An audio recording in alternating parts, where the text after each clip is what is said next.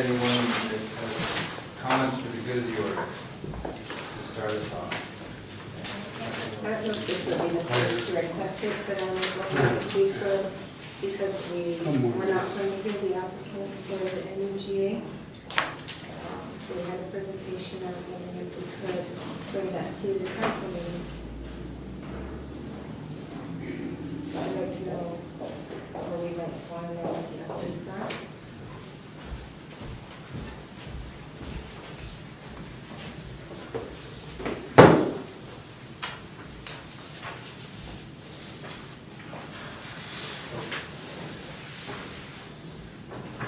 Okay, we will, see how we can do our best to fit it into the schedule. And I know that we made a point to delay the presentation for Wednesday meeting next week. So with that consideration, but we will, I'll see does anyone else have any comments to go to the order? I have one follow-up. I emailed MRSC about basic TBD procedures. And so we do need to have separate meetings. That's exactly what I said at the last Yeah, meeting. but I just wanted to be verified, because we sometimes just say we know what we know, and sometimes we do, sometimes we don't. But the reasoning is it's not a provision in the law. It was a legal action. I think that was settled by the Attorney General clarification and an OPMA lawsuit. And so I guess we could be in violation of OPMA by taking action as the TBD board at our last workshop as it's summarizing our minutes, but nonetheless, we should meet as the TBD board to even just kick things off, I would think, and probably formalize the action we discussed and consider what we need to do as a separate governmental body, basic rules of order or whatever we want to do, and go from there. Because what I understood is what the basis of the reasoning why you need a separate meeting is because there's an OPMA violation and similar discussion by a similar body. Okay. We should make a note of that, look. Staff is aware that you need to have a TBD meeting in order to discuss the sales tax and the other options on the table. We're discussing the potential to have that meeting, I guess, is what we're discussing in these meetings. Any business of the TBD should be set at a separate meeting. Okay. But we would need to determine whether we need to set that meeting, I think. That's what we can discuss here? Does that seem reasonable? Yeah. Okay. So I think we'll try to do our best to work around that. Anyone else have any go to the order comments? Yes, Councilmember Knapp. This isn't really a good of the order, but I can't figure out how to turn my Wi-Fi on. Is it not running? It is.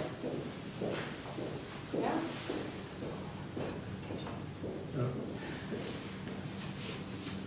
When you have the password, you can say your social. I've always heard before. Which one is it? What's the name of it again?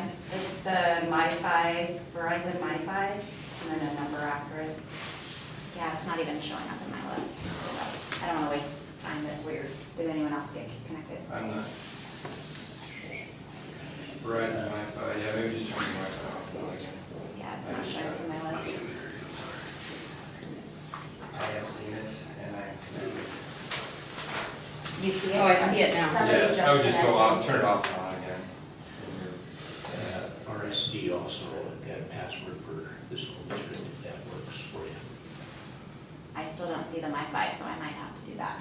The which one? There's two. 407. It's simply Yeah, RSD. mine is just plain RSD.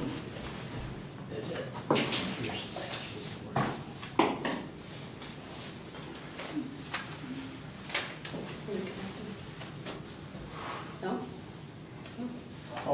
outlining, since we're kind of trying to get Yes. things going, is that the meeting summary is part of our consent agenda tonight, indicates that the council acting as TBD board took action on the tax issue. At least that's how it reads to me, and I think it could be read that way by others. So it might. Does it specifically say the council took action? It says, well, I believe it says. Yeah, I think it did. I mean, that's something that we can Yeah, we might want amend to, before we adopt. or we might want to maybe soften that, or would that we intended to evaluate that or make a action issue at a later date. I think that's something that we could probably, if you could look I'm at glad you that. find it, and then I can Provide provide it. it when we're doing issues and corrections. Prior to its adoption. It's on page 10.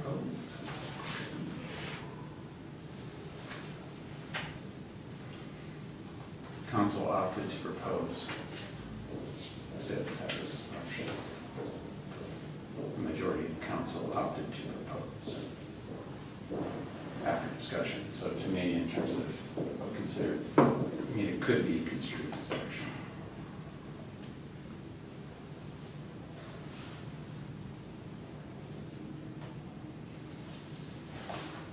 Laura, do you have any thoughts on this? I think that you can reword it any way you can, but I agree that you don't want it to be perceived that you have taken action on that item. So We could amend it to say that council proposes to the TBD board, even though you guys are basically proposing to There we go. yourselves.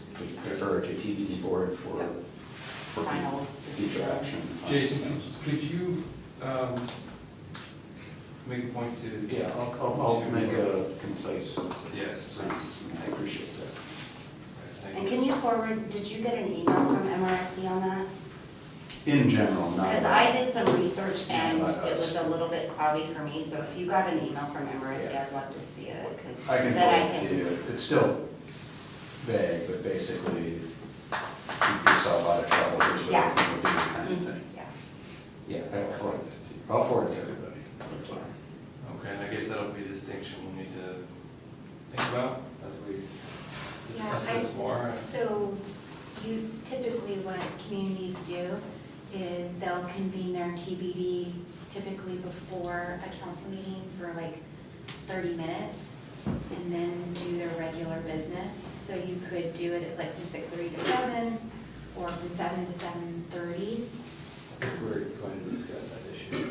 Yeah, and since it's proposed, at least in the current budget, you probably would want to convene an agenda for TBD consideration of of funding it. Okay. So council would need to give us direction on that, because we can put it on the next agenda. If we don't, then we'll have to just figure out what the. I think it would be, is that going to be a topic of discussion today? In the calendar today? Well, we're gonna ask you to convene a TPD meeting / agenda as part of your general discussion this evening when you're ready to talk about some other items. Okay. Within this cal or within the Within future this cal? cal. Within this cal, okay, that's cool. And as long as we've got a plan, I think we're good. Sounds like we got a plan. Okay. With that, let's, so, does anyone else have anything for the video order? Besides Wi-Fi. Okay.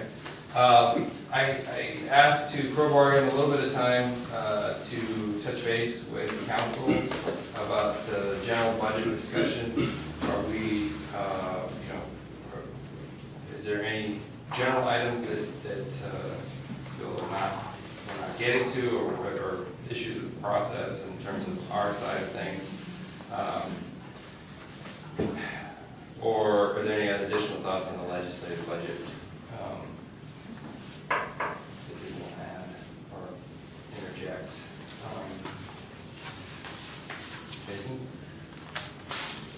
helpful to have a parking lot of things that council doesn't seem to be in consensus on. Because there's many things that may be okay, but maybe a lot of things either warrant full consideration of, all the budget process before we hit those items. But just on the legislative side, we talk about options for our facilities, we choose that. We have to consider what we want to do with the other appropriations and expenditures that are in the proposed budget. The deferred stipend or whatever the term would be for that. And then, seeing how those things balance. And I think there's probably a few others. But it'd be nice to have just a short list of those things that we don't necessarily all seem to land on. We know we need to reconcile in some way to be done this year. The other one that I know was a larger budget impact for this year was the code scrub, which was a significant amount of budget, and I understand the desire to get that done, but could that be one that we hold to the side and watch revenues and then do as revenues come in? So that was the other one in the legislative budget that was a little higher than normal. I guess there's also, and maybe council's okay with this, but I'd like to know more about why we would include code provisions that are kind of, I would see as project-based within the legislative component budget that are not necessarily directed by council. So any code update required for any other mandate or any other provision, my understanding is that now falls under the legislative budget. I believe that all code updates for the DMC code itself have always come out of the legislative budget, because the DMC is your policy document, is the legislative policy document. Wow. That might be true, but I would think in the reality of budgeting that's sort of outcome-based, project-based, that if some of these initiatives or efforts don't happen, then it'd be nice to have those sort of severable within how they're budgeted as project-related versus dispersed. That's just my thought. To me, it would make more sense to have the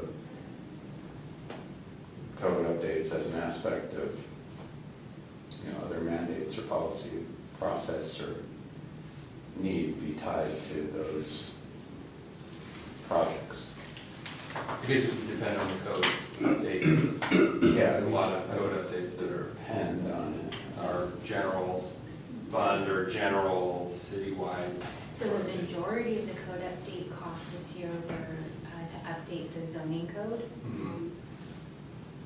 And the SAO and Yeah, it's just tree the zoning section. code. Right, the treaty and the critical sensitive areas, so those to me would be more kind of project-based programs. Or it'd be nice to know kind of the cost and expenditure of those efforts rather than as an entirety rather than, it just seems like a strange. Are you asking us to project what, like, per piece of legislation we do, like how much it's gonna cost to publish it? I need to conclude it, yeah, to get through the project, but that's how it makes sense to me. Like what it would take to update your critical areas ordinance would be a certain dollar amount of staff time, consultant time, including the code publishing. To me, that would be sort of a program component. I would have never have known, like, 'cause we created new policies, like how many pages they were gonna be. Yeah, it's Directly correlated to the pages that you publish. I know, we know, I understand, that's new information for me too, and I'm glad we know that. But I think it would be helpful for us to even track what it takes to do a major policy update, like sensitive areas ordinance or the upcoming sign code. That way, I think we'd hopefully have some better understanding and projection of future costs to do similar things if we have just these program components that are inclusive of what they're trying to deliver. So, but this budgeted code scrub consists of what again? The one moving forward in 19 and 20? The 19 and 20. I can tell you on the planning side, why don't you say on everybody else's side? Well, from the clerk's perspective, some of the pieces of code are extremely outdated. Like, we have some franchise agreements that are in our code that they don't need to be there. We don't have to remove them in this biennium. It's just if we are already doing other code changes and stuff. And then you've mentioned this one in the past, the nuisance code. That's one of the pet projects that Chief and I were going to work on in the next biennium, and I assume that it's going to end up being more than 3 or 4 pages like it is now. And there are other pieces of code that are just extremely outdated, and staff uses the code especially for things like code enforcement and such. So there are definitely parts of the code that we don't necessarily have to deal with today, today being this next biennium. But there's definitely some that at least I feel from the clerk's point of view that could and do need some review and refreshing. So I think, to your point, a large portion of this effort would fall under us. It would have fallen under legislative, like it's the overall code. That was the basic purpose of most administrative, that's what I just heard. Well, that would be, it's part of that same branch of government, I would think. I can see if it was a utility code update, utility would cover that. But seeing as it's an overall cleanup of the code, that makes sense to me that it would be in the legislative. Well, council can do it with council like. I just think it would be nice, because I didn't know that. I'd like to know more about what the outcomes of this, each component of our budget is actually projected to achieve. And if we are going then to evaluate the nuisance ordinance, then that would be a programmed component, should have a certain allocation of budget and time and resources, and therefore that thing gets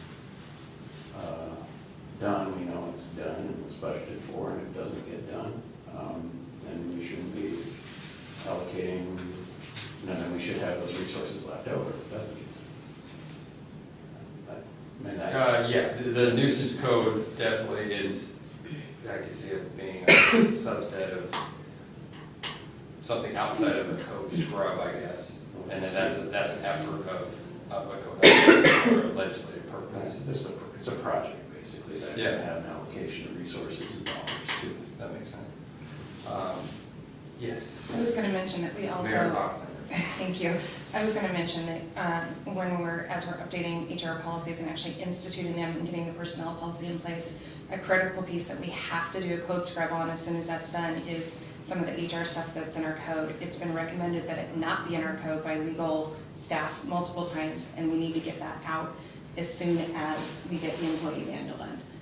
Because then that puts the outdated dysfunctional law that's been in our code for I don't know how many years now in conflict with our policies. And in order to manage our staff and our HR issues, we need to be able to get that scrubbed quickly. I think Councilman O'Brien.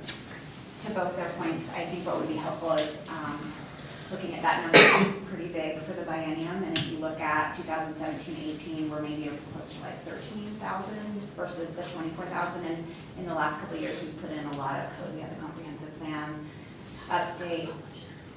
Okay, I want to explain that, but the comprehensive plan led to us updating our tree policy, our sensitive areas ordinance, the R20 changes. We had parking dimension type changes.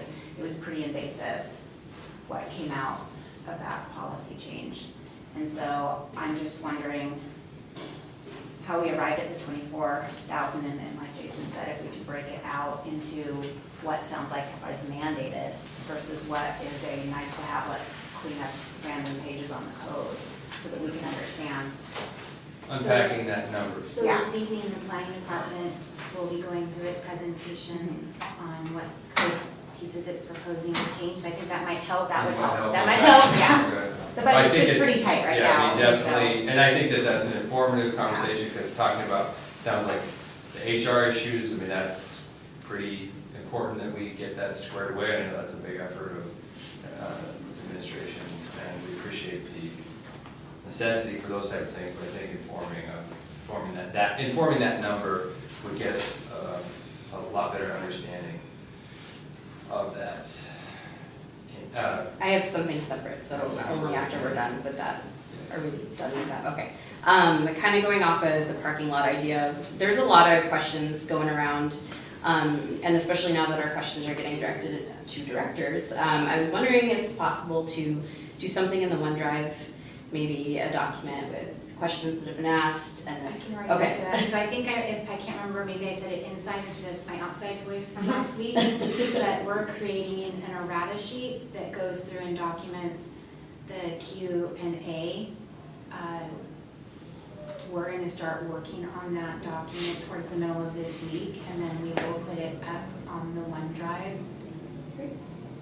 Yeah, I think that would be very helpful, just to keep us focused and lower redundancy on our part, I think, too. yeah. Attention to overall. I haven't seen any duplicates. But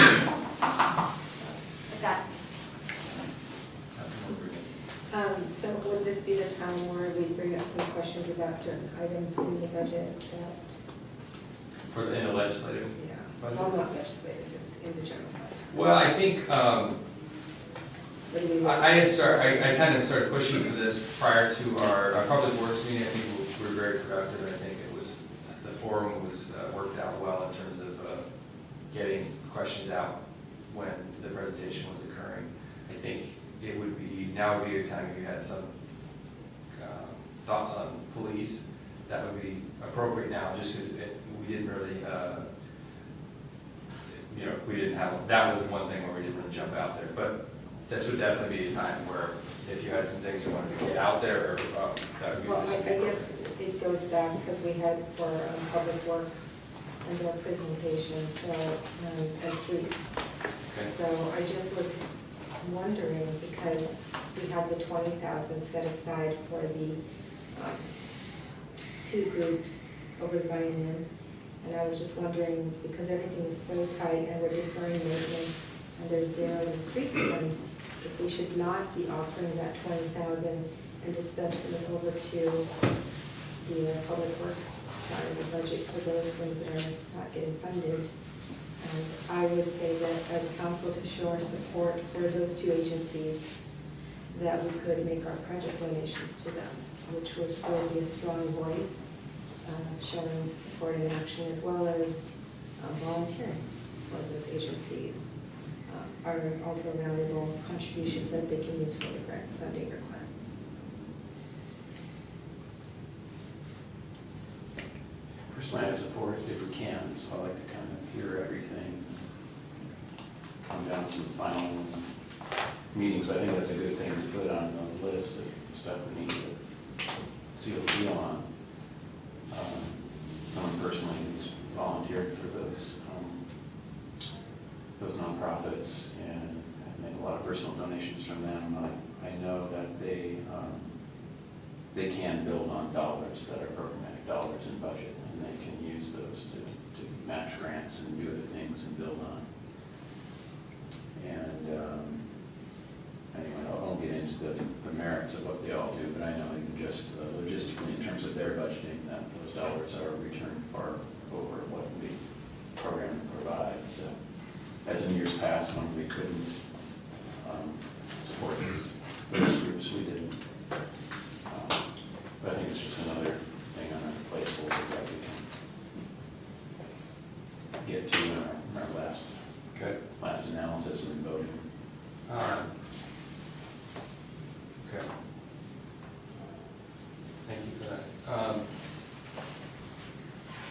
one other thought in terms of streets, I mean, the streets does still have the revenue from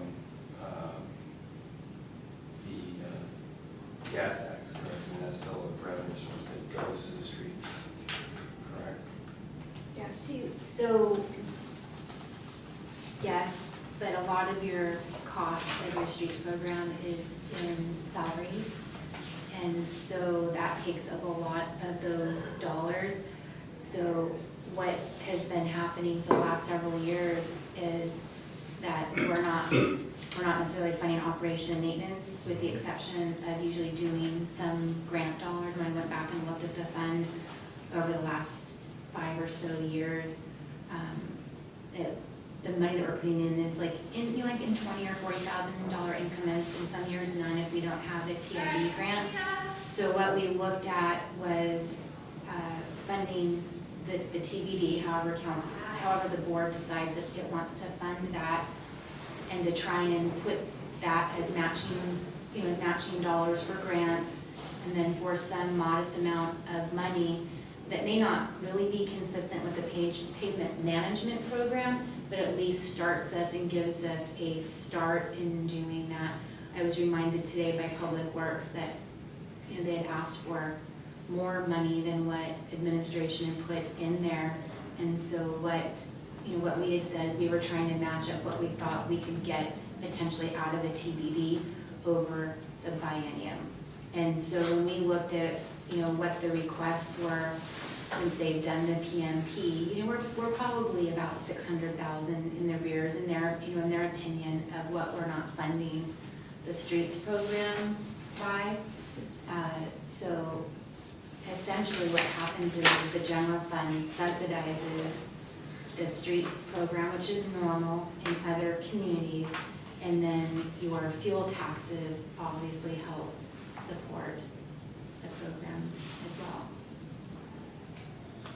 I know Jason, Councilmember Knapp. I know Councilmember Walker had brought up about the damage to the streets from some of the construction projects, and if there's any recoup to repair the roads from those projects. And I mean, I just think of the North Hill project, and my backyard backs up to that road, and it's all day long for the last couple of years, huge trucks with big trailers when they were, grading, big trucks hauling in and out dirt and rock and supplies, and that is the road that the TBD is helping fund.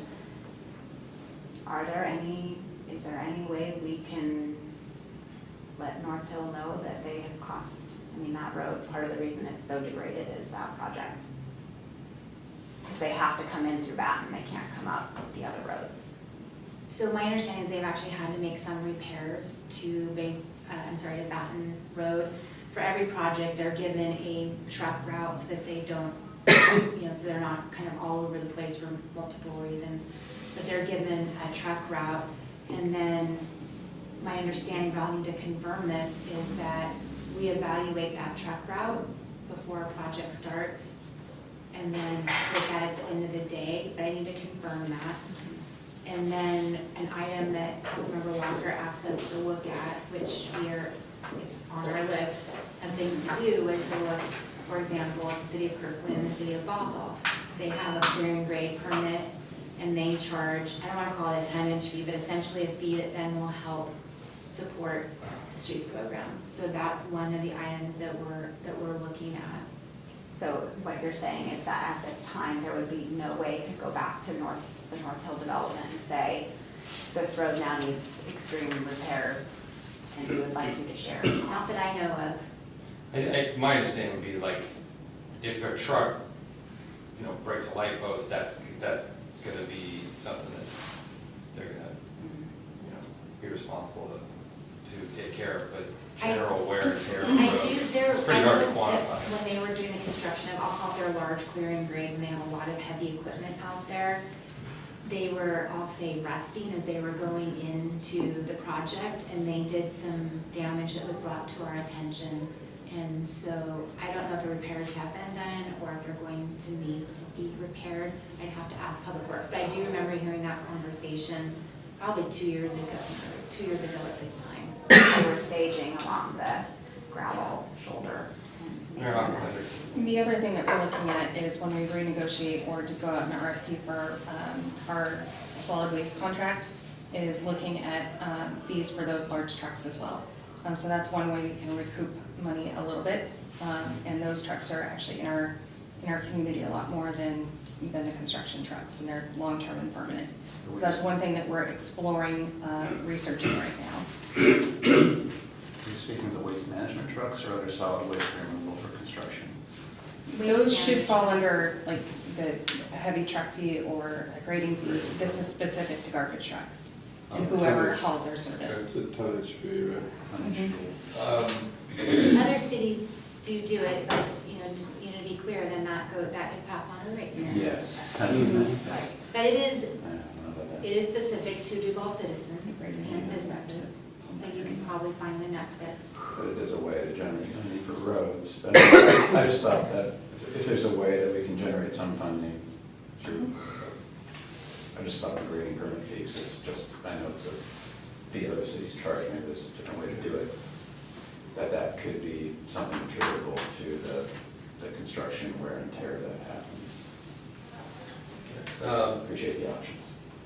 To the point of the gas tax and the previous funding of this, so going back to the 2018 budget and just looking at that, because I don't believe there was a large support from the general fund to streets at that time, so that'll give us generally the breakdown. Can you get, what is the gap? Referring to last year, 2018, the general fund supported it by $94,000. Councilmember Allen? I believe, is it 20% of property taxes also go to that fund? Correct. Okay, so in some ways, yeah, that is another funding source. 20% of our property taxes go into that fund, plus gas tax, plus the extra funding above that Director Vaughn mentioned.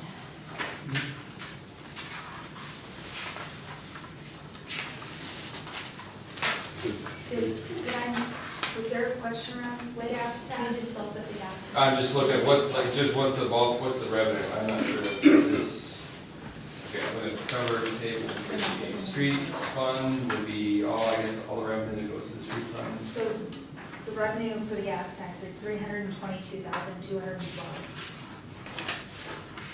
Okay. And then 20% of the property tax, we have that. The dollar amount is $611,371.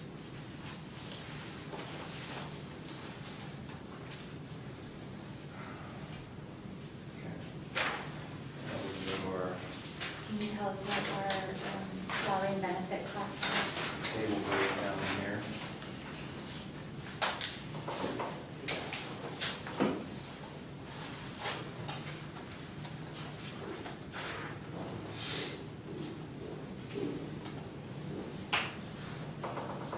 So that's 636,800, just in salaries and benefits.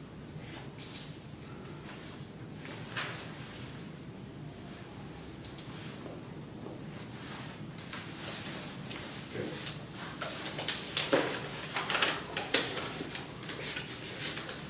So that paints a good picture for where we're at. Okay, does anyone else have any other comments on streets or not? Any other general comments? I'm still thinking about the $20 tab now, and maybe, but I think that's also a discussion for the TBD, so I think how we discuss kind of the streets and how we do all that, I think that'd be a good kind of TBD meeting. But one of the things I asked for, Jim, thanks for the numbers, by the way, I appreciate that, is the condition of that road, back and current condition, and would it require more substantial repairs if that project was delayed for a few years? I don't know if that's something anyone can answer. If you can't, that's fine. But I can't answer off the top of my head. The one question I did ask Public Works was do we, are we allowed to carry over that grant in the next biennium if we can't come up with the $45,000 match and we have to Yeah. complete it next year? So I did get that Okay. question answered. I messed up That's okay. about the But pavement the pavement condition. condition is the other thing. I mean, if it's in such bad shape, or if it's a full depth repair, is what it's budgeted anyway, maybe it doesn't matter. But maybe that I just will be, find out. just have some idea of condition, and that would be, I think that'd be, those would be good things to open the TPD with, and just kind of talk again, rehash the tax and tab and priorities and projects and. Okay. get to Well, it. definitely the grant funding makes that question a more immediate one in terms of, makes it a next year question versus a future one. So I think the good question asked, is it a full, is it just an overlay, or is it a full like rebuild? Because that would, if it's already scheduled to be taken full depth rebuild, then that means the condition's garbage now. Yeah, it doesn't matter. So I want to put that as the table, the parking lot question to go on the board. The TBD. In the agenda. OneDrive, is Baton Road scheduled for a full depth? Well, you'll maybe ask. I'm gonna just ask, because as we put together that errata sheet, we're gonna have to figure out how to answer all those questions in a timely manner. And so, it takes a while for us to gather the information, but that one's really easy. But that'd be for the TBD meeting, that'd be helpful for my decision process and the funding and consideration for the TBD.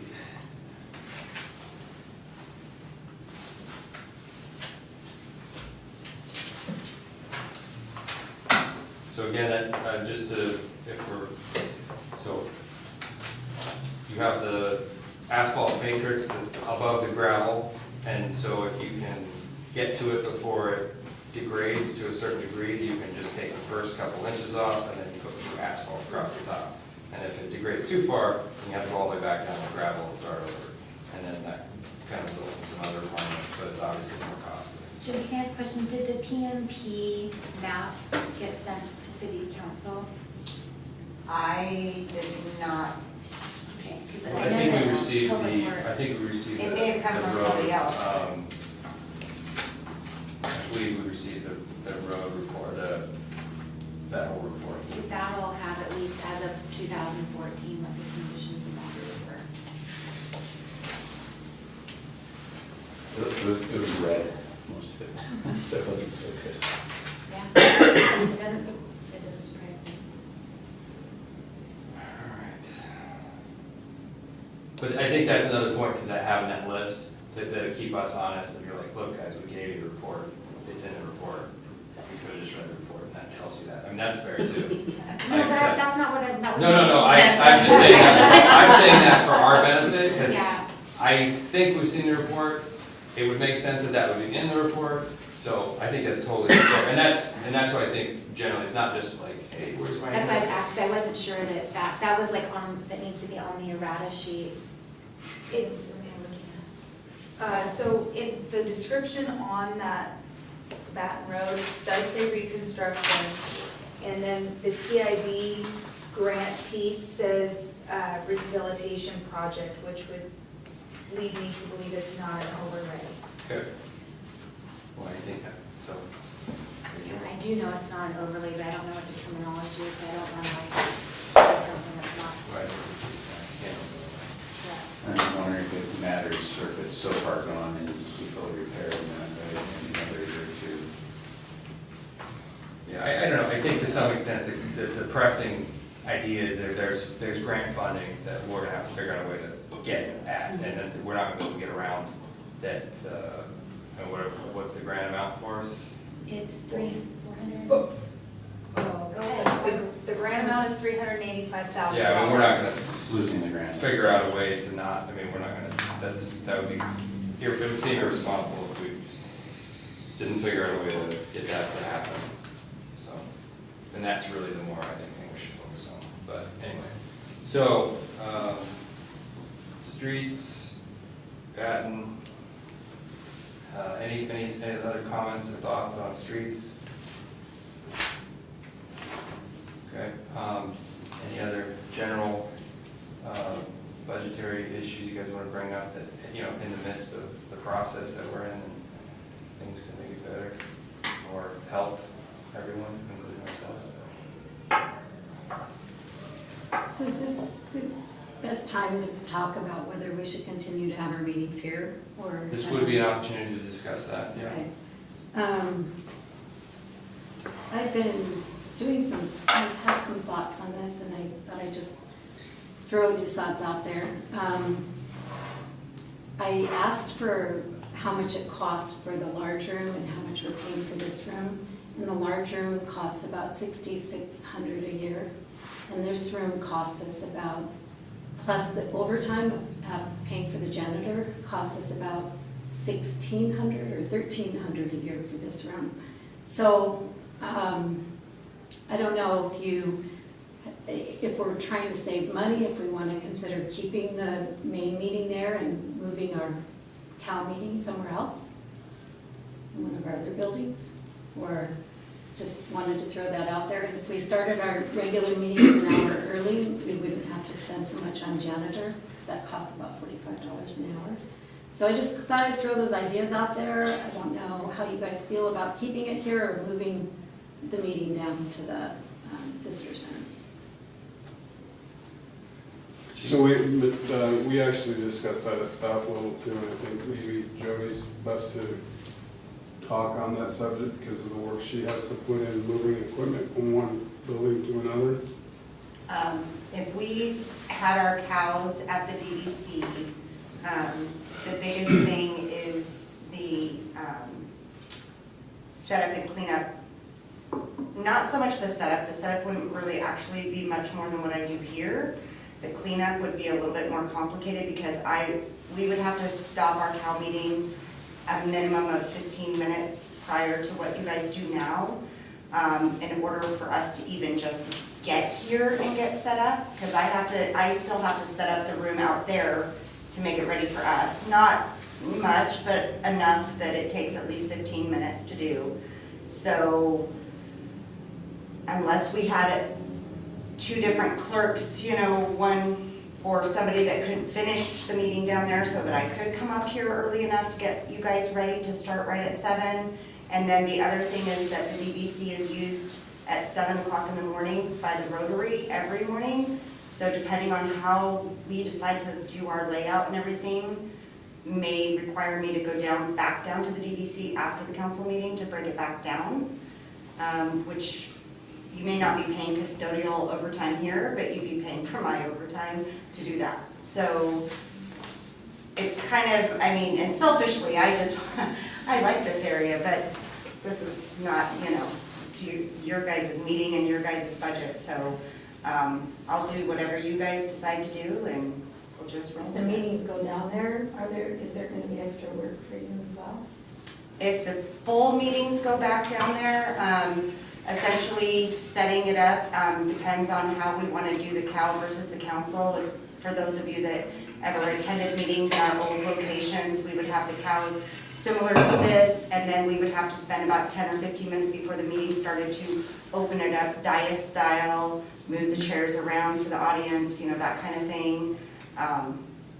So I think no matter what, unless we build, it always comes back to a new city hall in my book. So until we build a new city hall with the council chambers. But in terms of logistics, I mean, there's enough room where you can set up a conference table on one end and have tables set up on the other and tell the Rotary, do your stuff over here. I mean, what does the Rotary's needs, you know, dictate that we have to move tables every 5 minutes? I mean, I don't think those are insurmountable odds in terms of things we should kind of dictate our use of space based on things like that. I appreciate the effort, and I think we should be as accommodating as we can, but that space is really big, and I think we could have a dedicated conference area in the front of the building, and then have tables set up, and then just, if Rotary uses it every day, say, hey, maybe you could use over here, and not disturb our set of movable tables over here. I mean, so, but, Councilmember Knapp. So I have a couple comments. The Rose Room. is also separate, so if you need executive session or you already have a table set up, it's conference room style downstairs.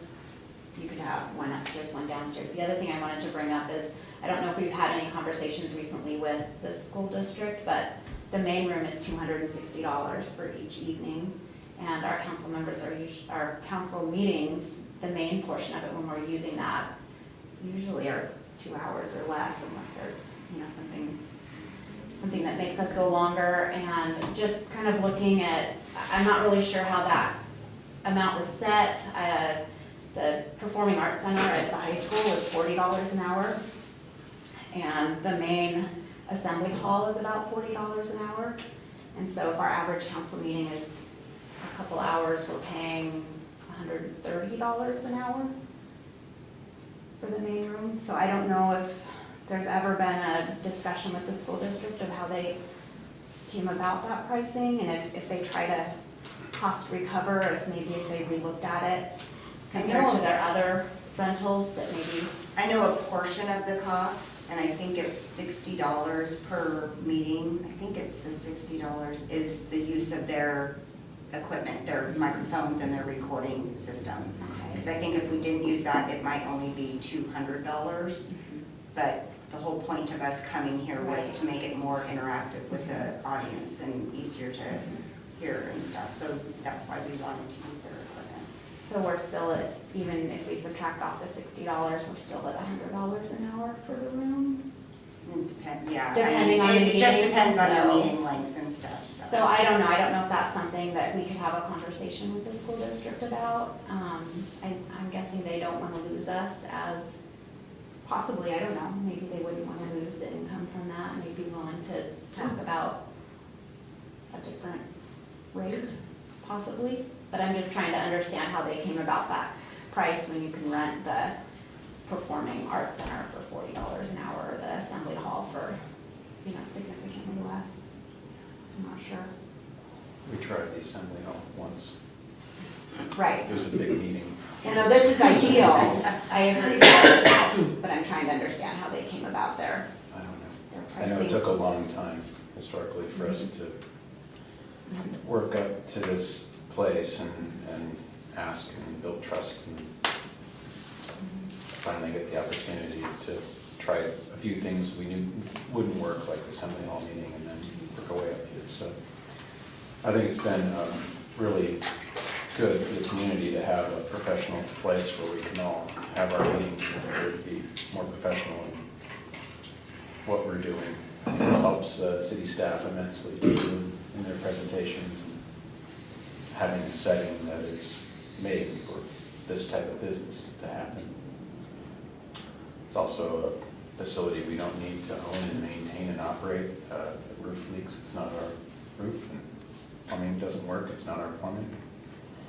So I think $100 an hour, if you think of what it would actually take to build a facility like this and own it, probably cost a lot more than that even through the life cycle of a similar facility. So I think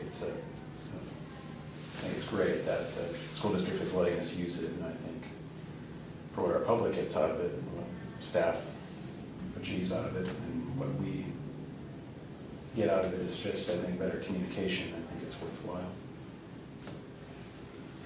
Councilmember. So, yeah, I would agree about staying here and the benefit to the public. The increase in legislative department, which is us as council, correct? So we have that, is that just, is that increase for this budget pay, or is that for pay, or is that for something? It was planning commission came into legislative budget, and then the code scrub, the 24 grand that we discussed previously regarding code updates, that was in that budget as well. We also had the $2,000 additional day money that we could recoup. So, I'm not in Yeah. favor of doing that, considering where we're nickel and diming here for everything. And I once again, because our pay is in the legislative as well, I don't know if in this circumstance with as much, I would prefer to give up 1 month's pay to keep us here than have to move us back over there and create a situation that's very difficult for our public to be able to interact and engage with us. Because I think it's important, and so I just want to make sure that when we're trying to balance everything out, moving the pieces around here, what can we do with that budget if we think that that's important for our citizens? So, especially since I was the one who initially brought up the stipend, it is something that I'm no longer in favor of, but I don't know how the rest of you feel about that. But to me, in light of everything else that's going on in the budget, I don't think that's probably a good idea to have that $2,000 in there. But I'd love to know how you all feel about it. I appreciate your thought on it, and I think it's valid, but I think where we're at now, I wouldn't plan to use it, because I usually, if I was at work, I'd use a vacation day, and I think the only way I'd feel like I could use it if I was actually not paid for going to work, and so I wouldn't plan to use it, but I get vacation, so I'd be fine taking that. I agree with the stipend thing. I think we could take that out. I don't have strong feelings on it personally about where we meet. Tell me where to show up and I'll show up. But from the public perspective, I worry about parking and accessibility, and obviously this building is better in both of those regards. So I would prefer to stay here because I think it's easier for the public to get to.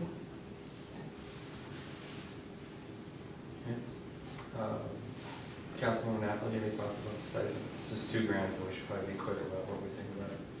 Oh, it's only 2? I thought it was 8. The meeting hall is about 80. The stipend was a $2,000 increase to the total budget. I have. Yeah, I think we could probably go ahead. I don't have any, I wouldn't use it. Okay. I feel sorry for people who have to, miss work, and if that's costing them money, but for me, I personally wouldn't use it, and I'm fine taking it out. Okay.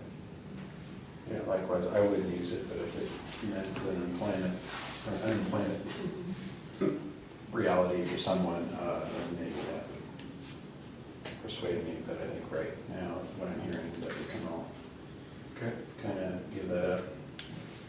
And I would support dropping it. Good.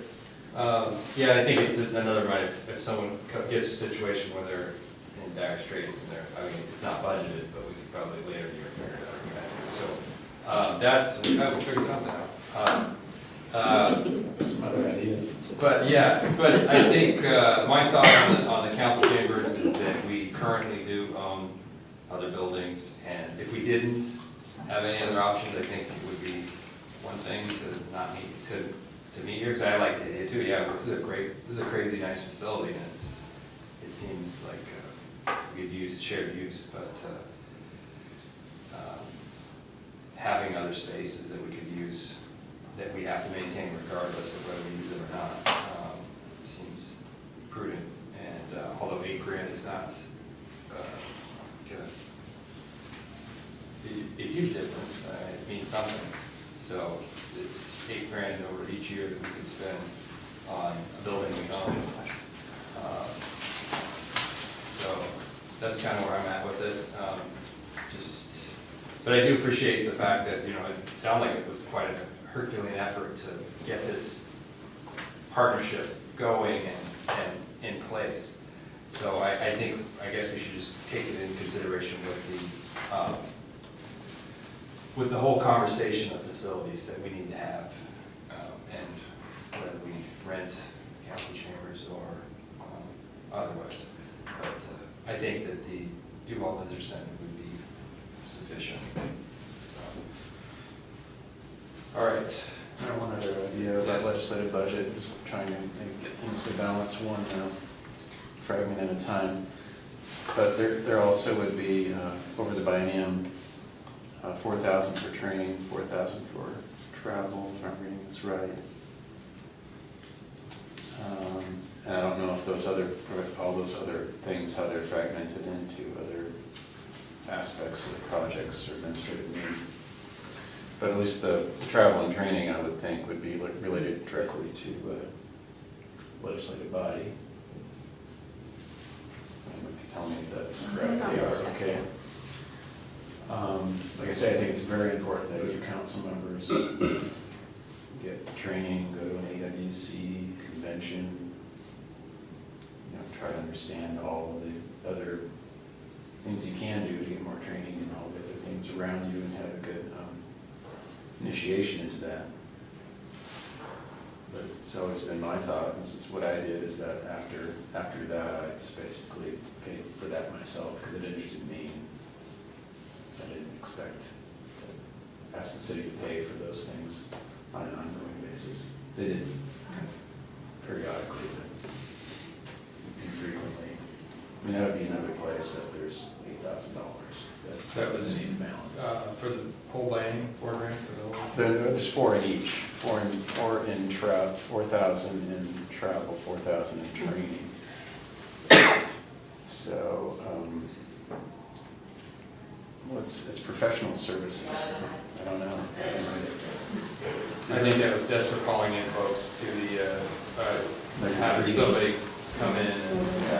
Retreats are nice, having facilitate retreats, I think are nice. It's kind of give that change of scenery.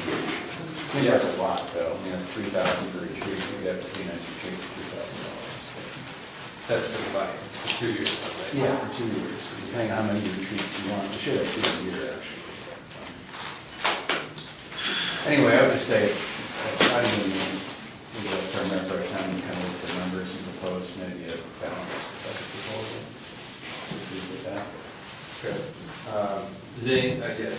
I just want to say I agree with that idea. Okay. Okay. And if all else fails, I'll take Diane on her personal donation. Which I will do it. to do that to the Human Services Organizations when the city could fund it. I agree on the travel and training as well. That was something I was writing in my little notes here to reduce it by a couple thousand, or, I mean, even reducing it completely is fine. But there is a lot of free training available as well online that's excellent. You can watch the classes right online that you pay to go to, so A lot of it's them. like, yeah, so, There's no, also it's good to really be good- there in person. There's also really good training, like the budget training that they have, 2 locations a year. I thought that was one of the best. I thought the conventions were a lot of fun, but they're probably 2/3 fun and 1/3 education. But they're still good. But I agree, there's a lot of training opportunities. Anyway, you as a body can encourage that as part of the culture is where I would be. If there's whether you balance that, maybe you just take a look at those and see what you can do. One more thing too, the council meeting room rental that's already in there, I think that's for like doing town hall meetings. Maybe that's a little on the high side possibly, 5,000, so there might be a little extra in that too. I'm not sure. I also think, well, I think maybe that goes to the TBD too, and how the TBD might fund those things. If the TBD, whoever there, wants to talk about that tax thing, and how they want to present that to the community, maybe that could be something as part of the TBD funding. We can ask more questions as that body in terms of how we might be able to fund things for the TBD, or maybe do an interfund loan to fund those and pay it back. I don't know. Maybe We've taken too much time already. So, I agree, it's a good conversation, and I think I think it's important that we do our best to make hard choices as much as we can. I will work with Laura, and because in that budget is the planning commission, so we don't want to accidentally, cut anything that doesn't belong to us. The reality is, it's always been in the planning budget, so if you don't want it in your budget, you can put it in the planning budget, just know that then the planning budget goes up. I think it's all general funds, so I think It is it's all general an funds, but exercise in. Yeah, I just like, again, programs, so I can know the whole program costs. Okay. So, with that, so we have the parking lots what did you call it? It's an errata sheet, Errata parking sheet, lot. okay. They're both different. Errata sheet's more of like, stick it on the wall, here's things we need to make sure we're talking about. An errata sheet is more like questions that come in that Okay. has more research time Okay, or and I think time with other that'll stuff. help us. And then, our spearhead the legislative budget adjustment. We'll probably have to revisit the whole, I'm not sure if we did get a consensus on staying in this building or not. So could I get a clear kind of indicator of that's something you're interested in staying, or you prefer, or less preferred? Quickly, I'm sorry, I did, so go ahead, yeah, okay. I'd like to Councilmember stay Brunig here. nodded her head. And I don't know if it was Councilmember Brunig that said this once before, but if we didn't keep it here, if we could earmark the money to go towards savings for the city hall, is that something you said? But That's as it my stands feeling. now- I would rather stay here if we could. I think we could have that stay. Okay. It'd be great to stay here. I'd like to find out if there's any room to discuss pricing based on the fact that we've been here for a while, we haven't caused damage. We've been, so I would, obviously, if we could get the price down, I'd like to stay here. Otherwise, I think that's a lot to spend, and we have other facilities. Councilmember Walker? I'd prefer to stay. I also prefer to pay less if possible, but they won't charge us more for asking. Right. But maybe they don't know they have to negotiate that. But, Oh, it's a possibility. Councilmember Remy? I think I said in the past, I don't mind moving, but after discussing it with some citizen groups and some professional groups that have business before council, and listening to Councilmember Walker's, I think, eloquent discussion of what's gone on in the past, I changed my mind. I think that the amount of our budget that supports the legislative branch is relatively small. And while I'd love to save 8,000 and just move it, I think there's too many other benefits to being here. And part of that is being professional. Parking is a huge issue. And for citizen groups, they said, there's a different feel here. Those that have been attending for years had made the comment that when you come here and you've got your council in this very professional setting, that it changes how people address council and how they bring up their topics. And I think we could try to duplicate that elsewhere, but I think it would be a challenge. So that's my long way of saying shortly that I would support staying. All right, good of you to get there. Okay, so understood, and we're also supporting the school district, right? So helping them pay for the facility. So, okay, so with that, I think we're going to call this this portion closed and move on. Are we ready to move? We're going to do a break now then? It's up to you guys. You can grab a plate and come back, or whatever you want to do. While he's,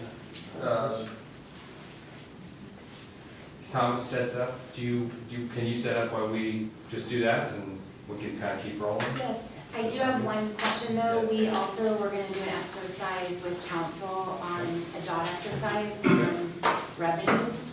And so we can either do that before planning presents, or we can do it after we get through. But it's important that we get some consensus from our council, because we have to now amend, it's time, we have to start amending the budget based on revenue. And we have our first public hearing tonight, and our next public hearing after that is the first week in November. So we have less than 2 weeks to prepare our final budget that goes to hearing. It doesn't mean that it can't be changed after that hearing, but what we're trying to do is amend it so that when we go into our final hearing, that we're at least in the ballpark.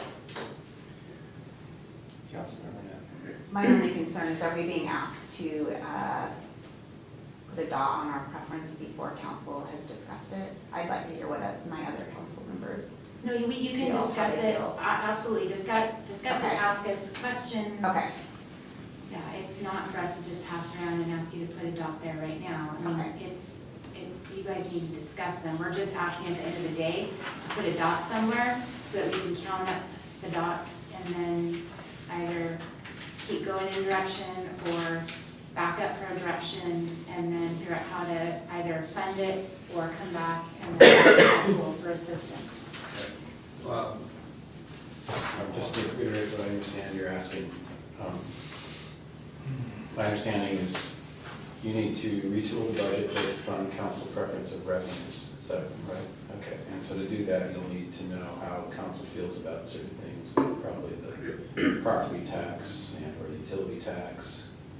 Yep. I've got a list. The TBD thing we can't discuss.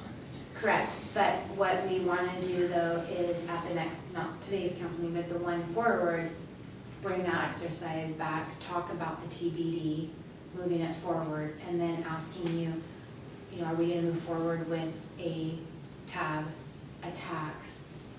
And we're going to give you information on what that means, the timelines of each action, give you, some of your options, and then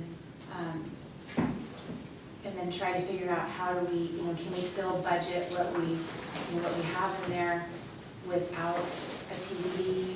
Those are the things that we have to start working on outside of this meeting. Okay, so I guess tonight, I'm just thinking like during a council meeting, we could just go around and someone can frame the question and we can give you feedback. Is that what you like? Maybe on those first two revenue items? Is that what you're asking for? So here we have a list. Planning's all about fine. And so these are the things we'd like to talk about. So Okay. property tax, utility tax, the park fee increase. Okay. Use of year-end fund balance, fully funding the contingency fund from year-end fund balance, one-time expenditures. And it's not about like what we're gonna make a list today, it's about will you consider it? Because then we know we can bring back options for you. Just for me, it would be interesting to know what a budget looks like without that and what it looks like with it, so we know what administratively what choices would be made. I understand that, but right now, these two are in your budget now. Utility tax is not as considered revenue right now. No, but Yes, but it was never intended to be it was intended to go for the turf replacement. And until, because that is a council-driven policy, the reason why it wasn't put on the revenue side of Big Rock for the turf replacement was because essentially a resolution needs to be brought forward around council, and so I didn't feel that as finance making that decision that was appropriate. I felt, but it is on the expenditure side, it is not on the revenue side. However, it would literally be going into its own separate reserved bucket anyway. Where is it on the expenditure side? What fund? It's all utilities, under the utility tax. Under, so do you want us to go through this now or later? Because we can start If to. we're voting, I would think it's more appropriate to have that at a council meeting. I think they need, it's somewhat of a logistics question of, we have the budget as proposed with these things. They're getting indicators that as they're proposed, we are not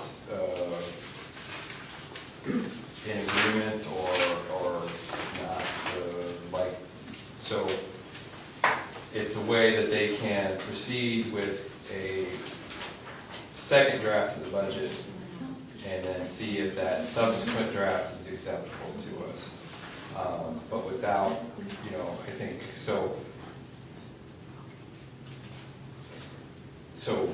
think, I think that that's reasonable. It's, the timing is what it is, so it's something we have to try to work with, I think. So I see this more as providing direction versus voting. Just trying to provide some direction. Correct. I think that's a good distinction because we've seen how these things will trickle down with them in place, and then if, that would potentially give us an opportunity to see how they would do otherwise without them in place. I don't know how else to, I mean, the timing is what it is. I mean, it would be nice if we had more time, I guess, but we don't. That's what we're hearing, is that we're up against a certain amount of a wall, and we have to make a decision for what we have. Or we make a, we have to start going in a direction one way or the other.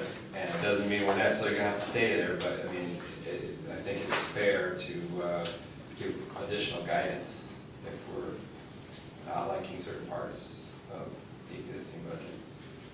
There's nothing illegal to vote, even at this meeting, just it's sort of outside of our procedures, that's all I'm saying. But I mean, you are a quorum meeting, it's a notice meeting, but that to me is just basically voting because you're tabulating, We taking can, direction. we can do it under the administrative report.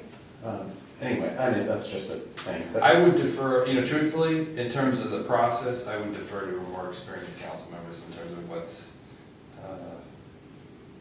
appropriate in terms of. it's how you want to run the meeting, really. It really is up to you. I just see the dots as really us getting some direction. I don't see it as a voting method at all. We've done the dot thing in the past. We're not making a decision with the dots. I think we're providing some guidance to the staff so that we can have a process that gets us to what we need to do here. Councilman Knappen? For me, my only concern is that the public should know if we are even making preliminary decisions on certain items, and this is about revenue and increasing their taxes. And so was the public aware that this would be an appropriate time to provide feedback before we give direction? And I don't know that they have. So that would be my only concern, and I think that's maybe what Councilmember Walker would be referring to, is to have something so that the community knows that we're giving direction. Well, I think on- we're on not, revenue. we wouldn't be giving direction, I mean, I guess we could be, but we wouldn't be giving direction for any additional tax that has not already been proposed in the preliminary budget. So I think in that regard, the public has the preliminary budget that has these things laid out. And that we're talking about guidance on anything lesser than that, potentially. I guess to that point, it starts off, but it's like we're taking action before the hearing. I don't know if anyone wants to speak at the hearing or what they want to say. You'd be giving direction before you even have the hearing on those issues. And lastly, I guess probably why I'll vote just the way I'm going to vote, just because I don't think there'd be any other way to know what the budget would look like and the other parallel. Yeah, because they don't have the time to Right. make 8 different budgets. And so, but I understand that staff will formulate a budget based on this alternative, and at least we'll have that to compare. And I think last year we did dots on a page during council. During Didn't we? council, Yeah, during council. If that, I don't know. We did it during a workshop. Mhm. Almost a quality. But we did it, We I did remember doing it council before on workshop, but then I also remember doing it in actual We've done session. it in both places, but Just focused on revenue instead of this time, so. We can do However you'd minutes like to do it, on- I'm okay with whatever you do. It's just, I think it is somewhat like taking action before the hearing on revenue options. Councilman. I must say, I don't really see the utility tax increase in the letter. Maybe it's here and I'm not noticing it. Also, I've never seen it anywhere announced or mentioned to the public that we are potentially going to increase fees to the user fee for Big Rock Ballpark. I've never seen that in any written budget document. It's been, The letter is not inclusive of every single thing in the budget, nor can it be. So, there are things that are not in that, but have been discussed at public meetings as is appropriate as part of the budget process. And in fact, have been presentations that have been publicized to the public and on our city's website. So there's no way that anybody can go through every little line item of the budget and have it displayed unless you're gonna go through the 6-inch line item budget requests that have come through from departments, and that is not a standard operating procedure for any city council that I'm aware of. So I'd recommend, holding a public hearing, and if you want to add an agenda item and amend your agenda to talk about revenue guidance, then we can do that. If you would like us to put it officially on an agenda, then we'll put it on the next council agenda, which is in November. And we might just need to hold a additional, third public hearing on the budget. When do we have to have the budget adopted by council? Rick, can you pull out your? Property tax one has to be to the county by December 1st. Yes, that's the budget, Just by the end of the year? yes. So, come back at me again with that. Amend the agenda to include. And then the agenda to have a discussion on revenue direction. Doing our dots then. Yep. And we have an agenda item on there specific to the property tax. So you have your public hearing, and then you also have under new business a discussion regarding just that.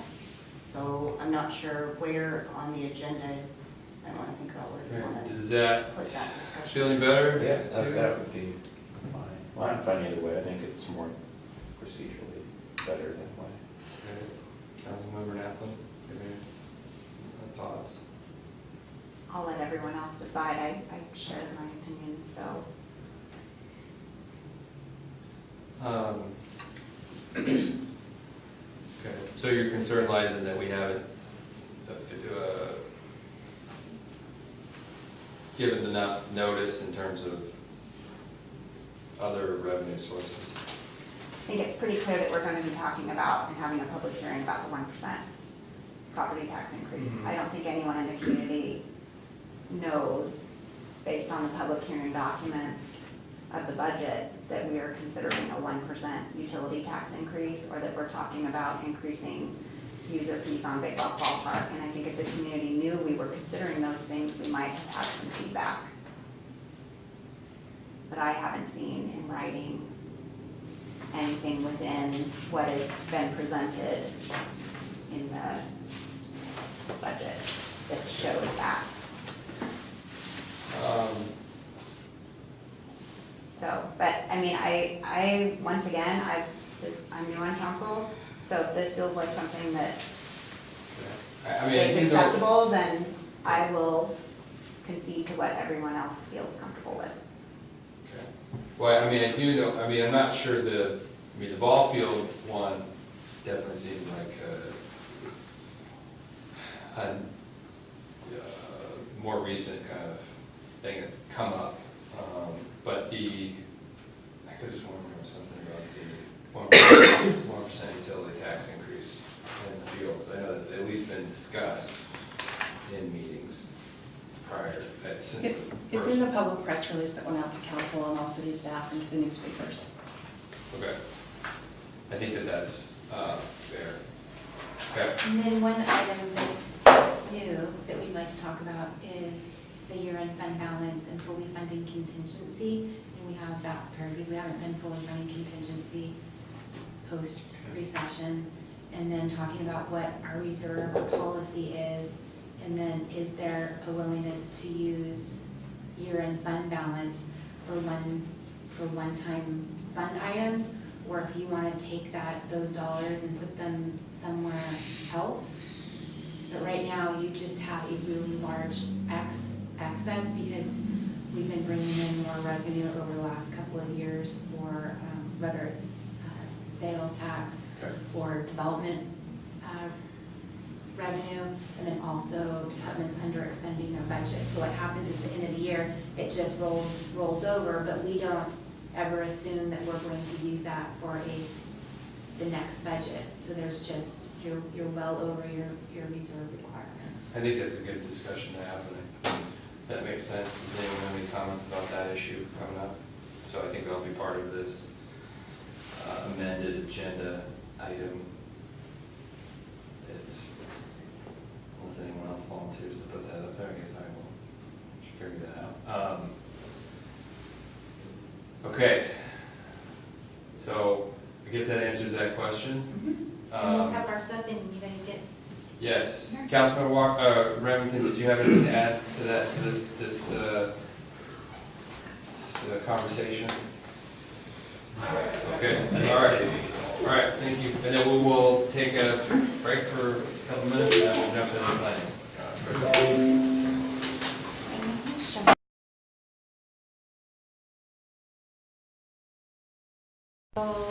Members of the audience or via the web.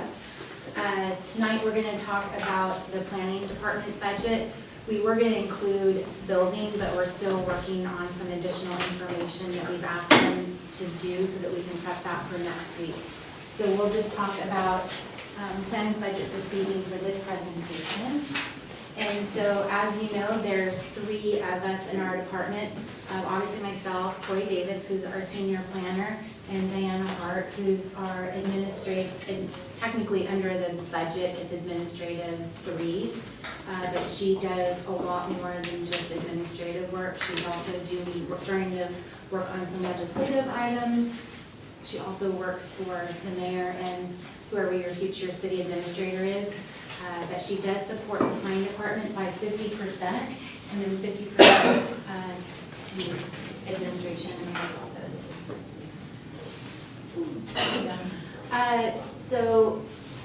This is Troy's hand from today. This was actually on inspection. So obviously we provide quite a bit of service to our community, whether it's our planning commission, our councils, other elected officials, our partners, whether it's Riverview School District, the Rotary, the Chamber, the county, the state, whoever it is. Our probably main job is to implement our programs, which include like zoning regulations, which have landscaping, the design standards, signage.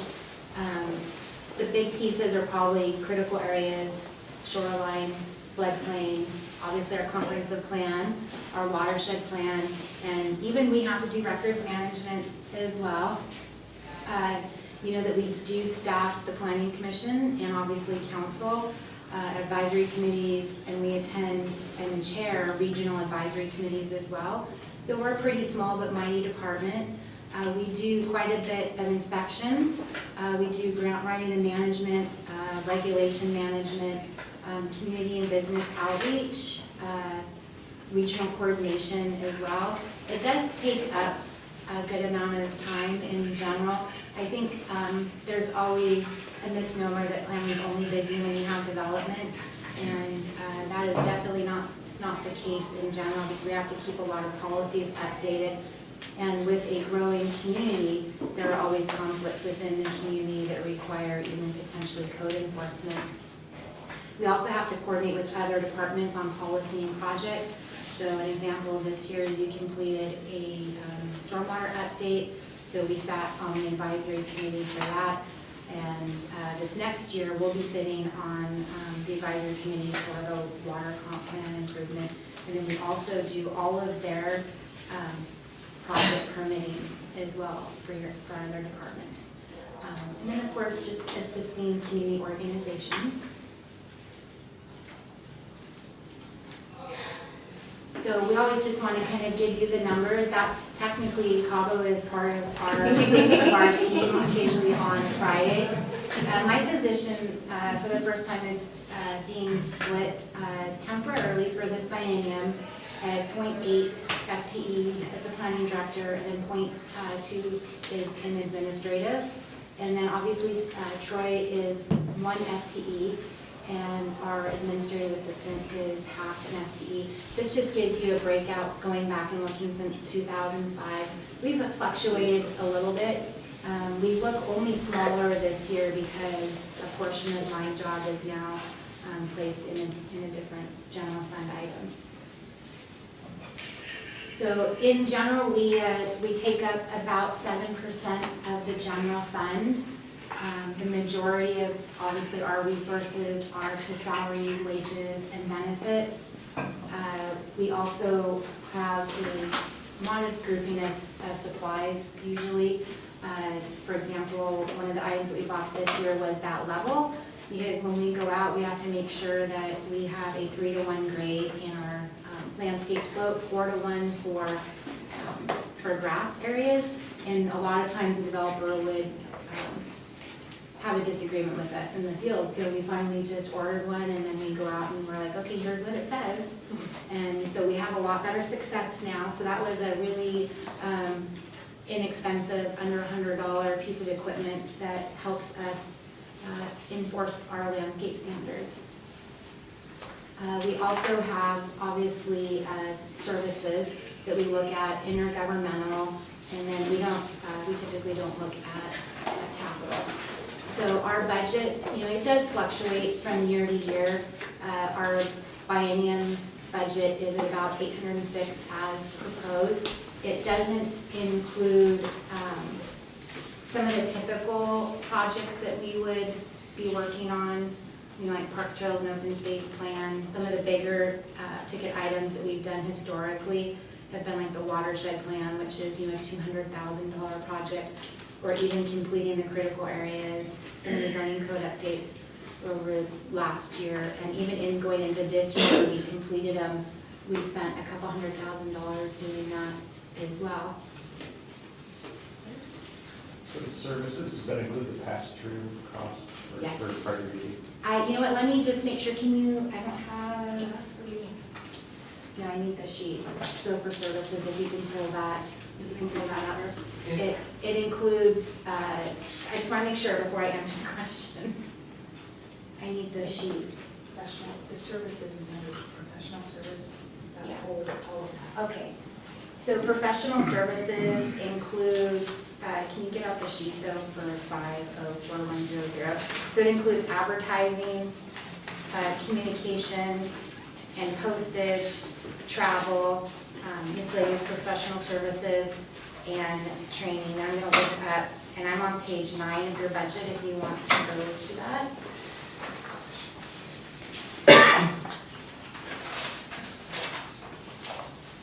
Everyone else's budget might be page 8.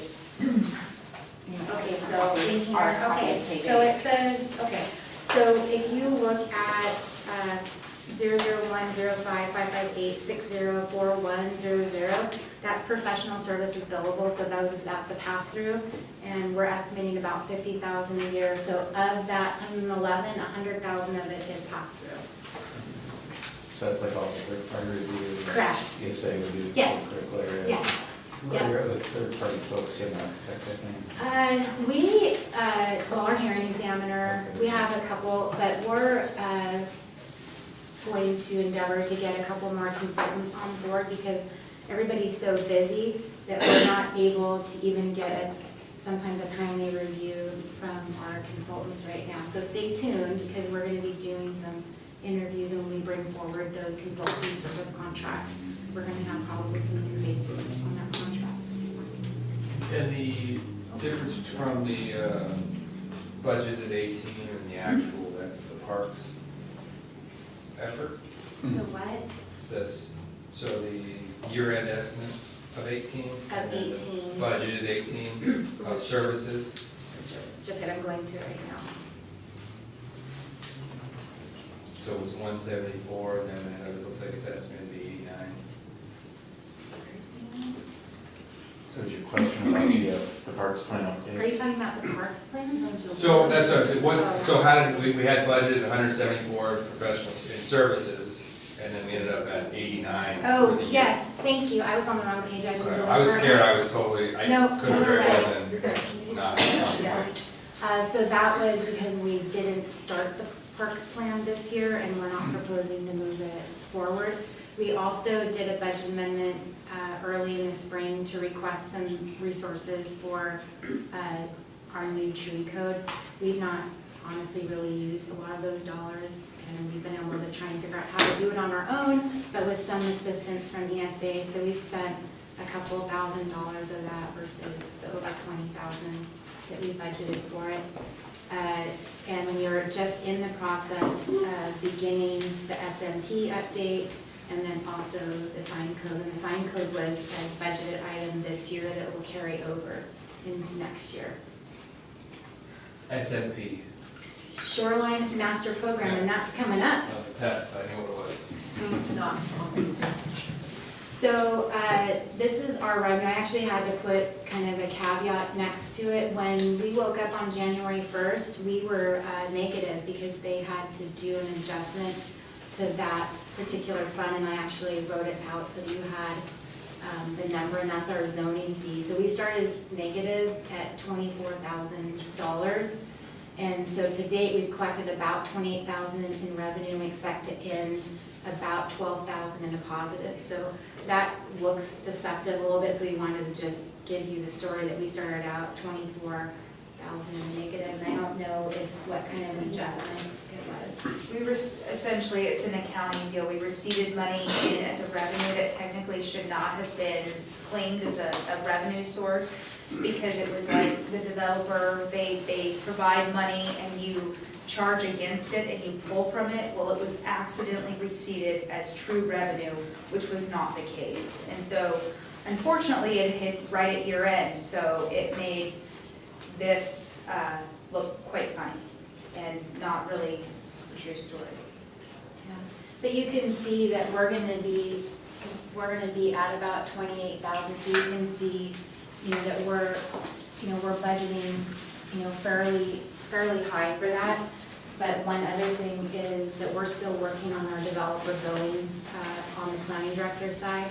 So we will definitely at least bring in an additional amount of money. So we're out of the hole from where we started. What's the zoning fee, is it 2 or 4? That is for our land use entitlement, so when we get a boundary line adjustment in a subdivision, a site plan design review application, they give us basically a placeholder, so a deposit, and then we work against that deposit. So it's staff time. So it's staff. Any more questions on that? So, I will let Troy talk about this one. All right, so this is what we don't have funding for, if I'm correct? Yeah, we're just. Okay, so I guess updating our design guidelines. Those, in working with them, frequently on projects, that's where we kind of figure out where the holes are, the gaps are in our code language, and so that's definitely a chapter of our Title 14 that we would like to update and get more smooth and more user-friendly. We also, at some point, need to update our landscape standards, because I think the ones we have in place are at least 12 years old. And then, of course, we have our parks, trails, and open space plan that needs to be updated, but that we're moving down the road for that update. Troy, can you talk about the items that we are working on next year? Because it goes partially into the conversation of how many pages of code are we going to be looking at? Thank you. Yeah, so on the horizon for 2019, we'll be working on the Shoreline Master Program update. So the city, we did our comprehensive update of that document in 2016, so we're mostly up to compliance. But what we'll do with this update, which is due in June, is make sure that things are coordinated with our updated sensitive areas code and our watershed policies, and making sure that those all interconnect with the Shoreline Master Program. So we received a $7,500 grant from Ecology on that, and so we're hoping on budget won't be more than that. We budgeted for $10,000, but $7,500 is great. That's just a checklist type update, Hopefully. but you're dealing with what you're dealing with, so. Yep. Our next update that we need to work on is getting our code in compliance with the Reed versus Town of Gilbert court case that came out in 2014. I think we've reached out to our city attorney to do a review of that to kind of determine the scope of what it would take, what we need to do to update our sign code. So At this point, the modifications appear to be pretty minor. So this update won't be a total redo of time, place, and manner. We'll just be adjusting those very few fine points throughout the sign code that need to be adjusted to comply with the court ruling. Craig, just that court ruling, was that the freedom of speech, being able to put information out on a sign that the city has to be careful how they control that? Correct, yeah. So kind of what came out of that case was basically this town of Gilbert, Arizona was basically regulating signs by content. So in order to understand what type of sign it was, you would have to read the content of the sign, and the Supreme Court was like, well, you're kind of stepping on freedom of speech, kind of at that point, so you need to back off a little bit and look at signs in terms of, there's a number of different ways to regulate signs. You can describe them by, I don't want to say type per se, but like, the sign design, is it a twin post sign, a bandit sign, where you're looking at the design of the sign and regulating it that way, as opposed to having to read the message to figure out what type of sign it is. Good question. So, and then the last one is updating our accessory dwelling unit code. So we've had a number of ADUs come in over the past couple of years that we've processed. And we've also, what follows that is concern from neighbors that we've heard back from, that live next to where an ADU pops up. I think sometimes the public is a little bit surprised because they're not aware that that's an option. And so when a neighbor built one, it can be a little bit startling. So what we've realized with our current code requirements is that there are probably some loopholes and some things that we could change so that when these applications come in, we can ensure that they don't cause a nuisance type situation with adjoining neighbors. So updating that code, I think is an important step for us moving forward. And one piece of code that we still have in kind of in our back pocket that we've been working on with fire and building is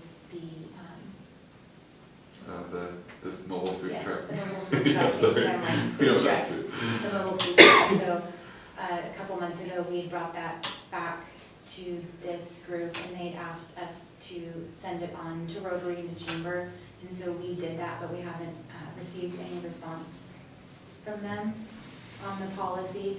So I think what we'll do is we'll probably, when we get through some of our other projects, we'll dust that off and complete that. And a lot of these, besides some of them costing money, it's also just the bandwidth in the department when you have current development and then you have your typical comprehensive plan, and then if you have some annexations on top of that, it makes it harder to get to these code pieces to complete. Councilmember Renee? Accessory dwelling unit, could you explain what that is exactly? Yeah, so in our single-family residential zones like R4, R4.5, I think all the way up to R8, homeowners are allowed the option to have an ADU in their property, which is kind of like a secondary dwelling unit that's substandard to the primary dwelling unit. They can be detached units like this, where they're their own separate units sitting in the backyard. They can be attached to the principal unit, but still appear subordinate to the primary dwelling unit. They can be built above garages, whether attached or detached. Or they can even be internal to the primary unit. So there's a number of different design options in play as to someone who wants to do an accessory dwelling unit. And basically a lot of times it's used in what we've seen, is for family members, but homeowners have the option to rent those units out to people that they're not related to. Our standards currently, require, additional parking space, on site to make sure that that user has an on-site place to park. But that's essentially what ADUs are. There's different sizing requirements right now. We allow detached ADUs to be up to 800 square feet. If they're built above a garage, we allow them to be up to 1,500 square feet. The code actually even provides a provision to allow the director to increase that size if it's over a garage, and you're kind of playing with the footprint of that. So right now, I would say, in my opinion, we have a pretty generous code in terms of size for ADUs. Some communities totally just limit the size to based on a percentage of the heated square footage of the house, which is typically, I think from what I've seen, about 35%. And whatnot, but that's ADUs in a nutshell. So for the purpose of my understanding, request for the budget, and going through that code, could you, if you can, talk about some of the things that aren't working out now with that ordinance as is? Yeah, so right now, and kind of what we've heard back from the community is we don't have extra setbacks for ADUs. So ADUs just comply with the typical setbacks. So if your rear setback in your single family zones is 15 feet from the rear property, but it's only 5 feet from the side property. And that's kind of where we get some concern. These come in and sometimes they'll be plopped, in the backyard, they'll be right up at the setback. And to the neighbor over here, they suddenly have this, kind of structure, and depending on the slope of the lots, could feel like they're losing some privacy, because obviously these ADUs have, windows.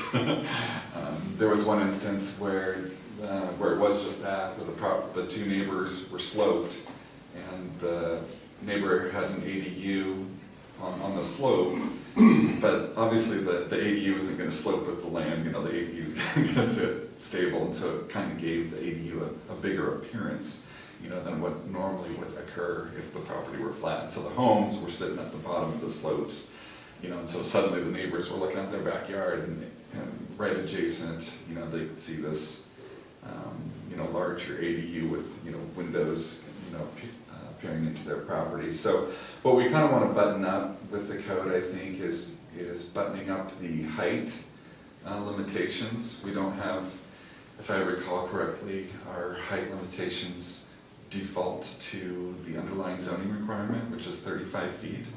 So technically somebody could come in and throw up a 35-foot ADU, and thank goodness that hasn't happened yet. But, maybe buttoning that height, down to maybe something like 15 feet, to make sure that we don't have that. And then also taking a look at setbacks too, and maybe increasing side yard setback requirements for these so it doesn't give that appearance. And maybe throwing some things in there too that deal with topography. When you have situations where it can create that kind of situation. But and depending on how the committee feels too, maybe there's issues with size. I don't know. We haven't had any complaints with size requirements, but perhaps that might come up too. So.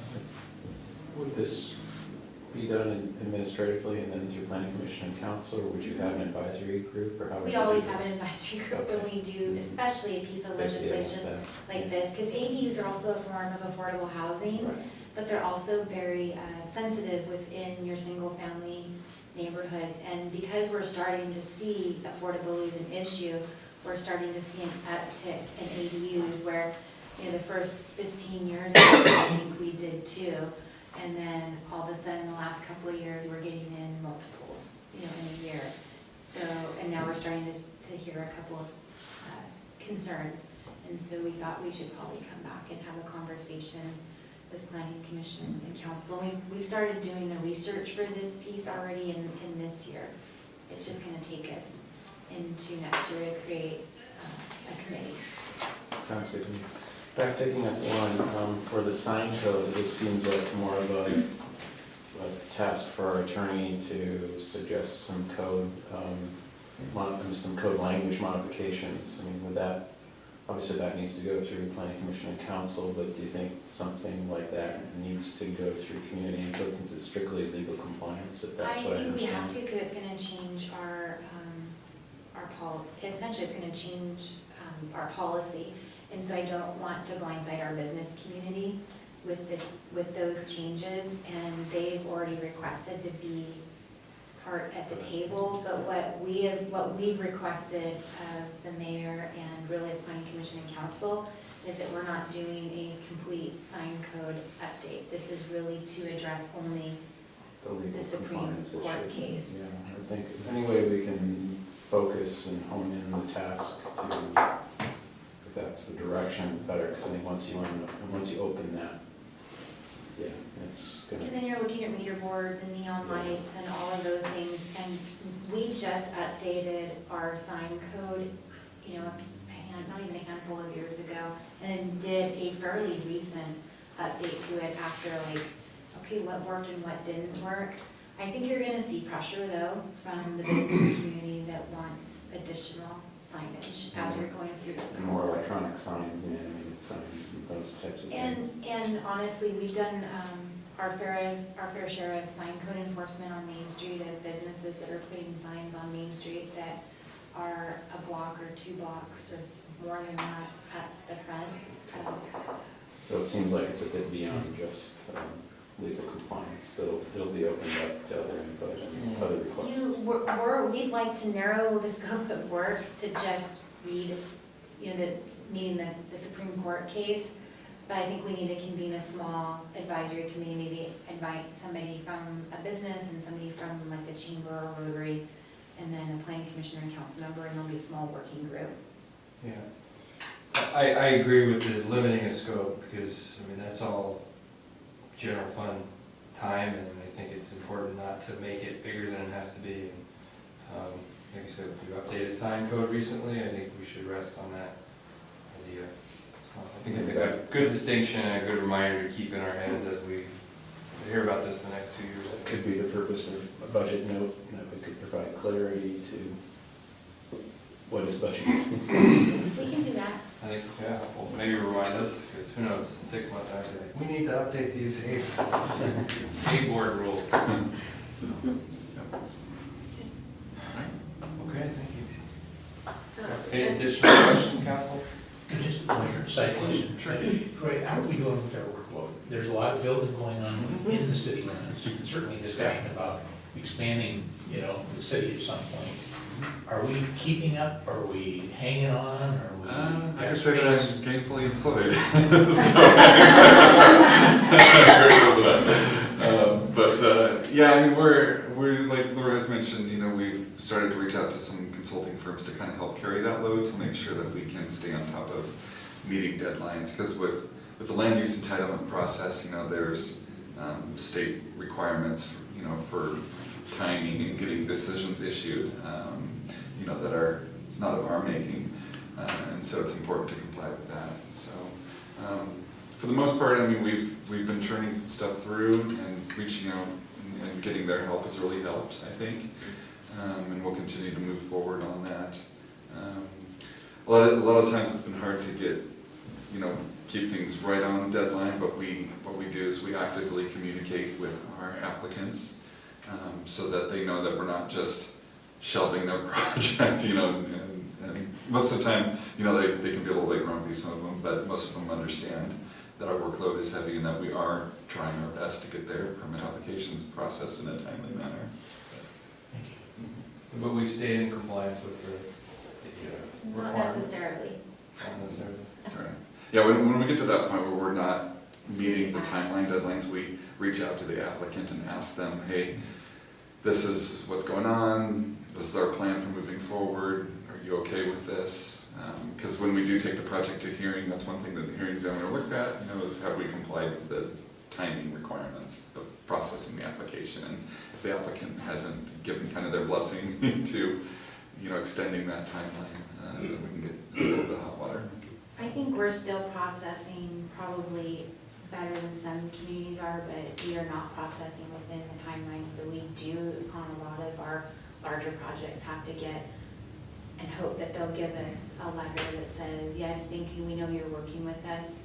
And then we add that into the record for the hearing examiner.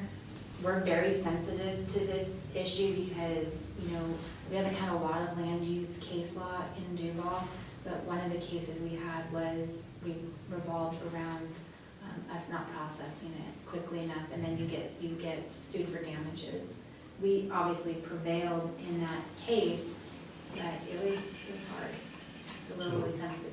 Part of any discussion about expanding out to more urban growth area, for example, would need to be a discussion about the workload and how quickly homes might be built, that type of work. Because my sense is that we're getting work done, but we're right on the edge, and some things we have to farm out to keep up. Okay. And we're farming out our current development because that's a top priority because we have statutory deadlines versus a comprehensive plan may not or a annexation does not. Like if you can't get everything done, say within your comp plan docket, you can redocket it to next year and carry it over. Annexations are really, items that, that you can put in a holding pattern if you come into a period of time where you're trying to get your current development completed. And we're still taking in, I think we've taken in 2 more projects in the last couple of weeks. And so they just keep coming in, and even after we're done with our land use entitlement, then it goes into that engineering phase where they submit another deposit of $5,000, and then it's like Groundhog Day, because that's when all the details from the notice of decision get applied, and that is a huge review for both planning and for engineering, more specifically engineering. Then we have to follow through after that with the build out, and we're out in the field, during that time as well, not very much, but at the very beginning and usually towards the end. And then obviously as we start issuing building permits, we review the permits, we're involved in the inspections, we have performance and mitigation, and so a project can start in year 1 and finish in year 7 or 10. You just don't know how far it's gonna go. Sometimes they'll finish in a couple of years if it's small, but it's definitely in pieces. On that note, in terms of workload and staff hours and just everything that's going on along Big Rock Road, will there be a lot for your department to evaluate as that moves through the build-out? Yeah, we do at least 1 inspection every time we issue a building permit down to the building department, and historically builders don't get through the first time, so sometimes they'll take a second or a third. But what we have found is our inspections, because we are trying to really follow what our policy is, going out there, seeing if the ground has been amended, all of these things. We're really struggling with reviewing what we call as-built conditions, and then having to go back and do a memo, and then getting it to the applicant, then setting up a meeting, and then hoping that they listen to us. Sometimes they just walk away for 3 months, and then it's Groundhog Day again, and we're right back where we started.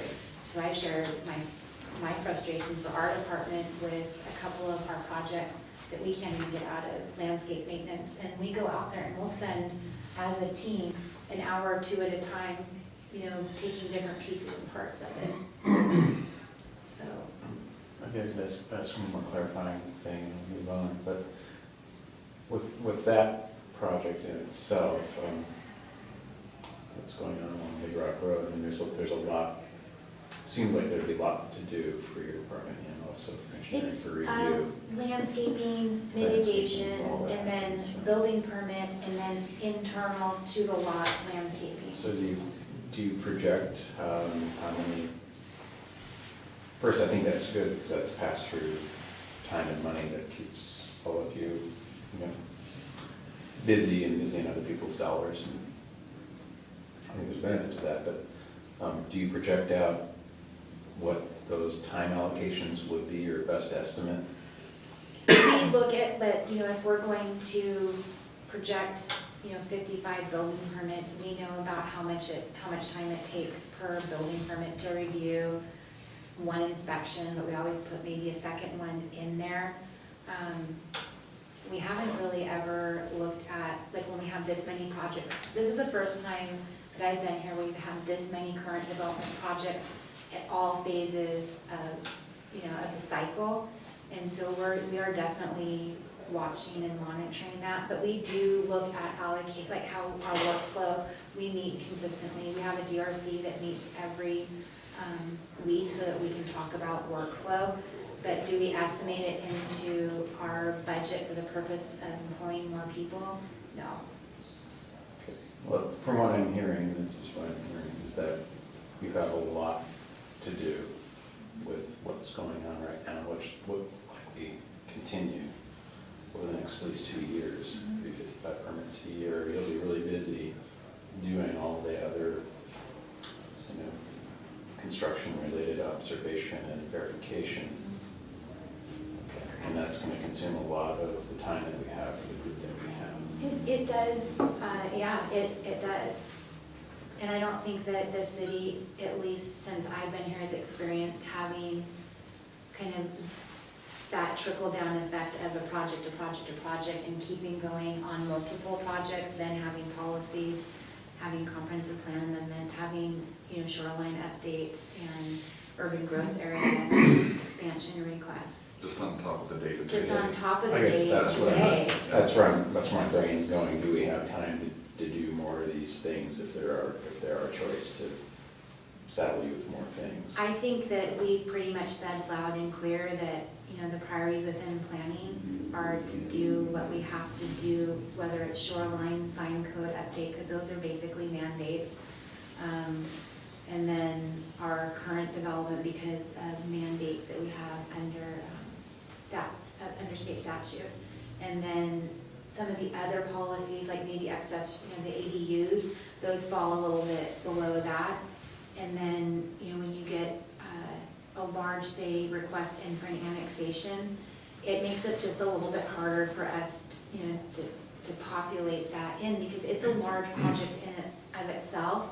The challenge is that, it kind of, like, it can start and stop, and that's hard too. It feels like we can't necessarily get it started and completed it, because you go into moratorium, you do policies, you come out, the gates open, and we're in a higher time in the economy. So we're really busy on current development, which makes it hard for us to look at annexations. And so I think there's probably fair criticism that, hey, how come you can't do all of it? But this is the team that you have. You have half of Diana. You have a whole Troy, which really is like 2 people. And right now, if you ask me how much time I spend on planning versus administration right now, I'm probably 20% planning and 80%. But I stay a little bit more so I can catch up and bring that 20% up. It's going to be a challenging couple of years, but we have limited resources, and we can't have 5 people in the planning department for that, for those really high cyclical times. We did that pre-recession, and we had to lay people off. I remember. Yes. I do put high priority on this accessory dwelling unit after spending so much time at Sound City Association meetings and hearing what's going on in King County and the whole affordable housing, homelessness, that sort of thing. It's a big deal right now. So I think that that's becoming a pretty high priority in King County. So thank you. Yes. Thank you. Was there anything added, with the projection of things staying at a higher rate in terms of development? And I know that some of this bleeds over into building and the construction side, but in terms of, what portions of the budget, did we attempt to kind of alleviate some of that strain or kind of shorten that? It sounds like we're some of those site plans Are we talking about building now? site plan, like planning, like the planning portion of site approval, I guess. Have we included, is there an increase? Because it looks like, so the pass-through money is projected at 50,000. Would that be reflective of growing if those commitments were growing throughout the next year? We don't, so yes, we just do an estimate of what we think that revenue and expenditures will be. And right now, we're having to use a little bit more consultant time on projects. So that pass-through is probably actually gonna go up. We probably, like November, December, you're gonna see a much higher bill, which will then be reflected in that revenue, but it's pass-through, it's neutral. We're not the keepers of those dollars. the keeper of the dollars is when we do that work internally, and that's general fund revenue. Okay. Does that help? Yes, I believe so. Okay, Okay. thank you. So I wanted to talk a little bit about Park Trails and Open Space because it's my favorite activity while I've been here. I was part of the update for Park Trails and Open Space plan, our pre-recession plan. We tried to kickstart it. We haven't been able to, but at this point, I think as we can, we need to start to plug some work in that doesn't require consultant dollars and that we can handle internally with our existing bandwidth over the biennium. So some items that I'd like to look at is doing a community survey. I talked a little bit about this, and we have a piece of legislation that's in our code that's on our Parks Commission, but it's very outdated, so we'd like to update that and then reconvene a Parks Commission. So as we go along, that we're being more inclusive. You have a park, you have a levy that's associated to a park. You're taxing your citizens. So we thought it's probably time to start really dusting that group off. I don't even know the last time it was convened, honestly. And planning will jointly manage that with probably a project manager from Public Works. We haven't really budgeted this item, and so it'll probably be a lot of my work because I work on a salary. But when we start to bring in other staff, it's going to have real costs. So I think that's what we'll need to start looking at next year if we need to amend the budget for any additional resources. Because just like any other commission, you have to have agendas, take minutes, rent a space, those types of things. We need to update park facility policies where we have them and create them where we don't. We need to start hosting some community meetings.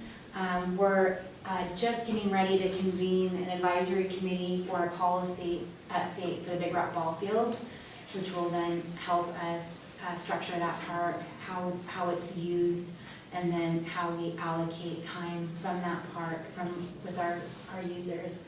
I'd like to also dust off and look at our park inventory, reassess our resources, even almost look at a depreciation plan for our park system, which we don't necessarily have. And then just so everybody understands, and I say this every year, so I don't want it to be meant to scare anybody, but our certification for our parks plan expired in 2015. So far, they have given us grants, but at some point, they might say no more.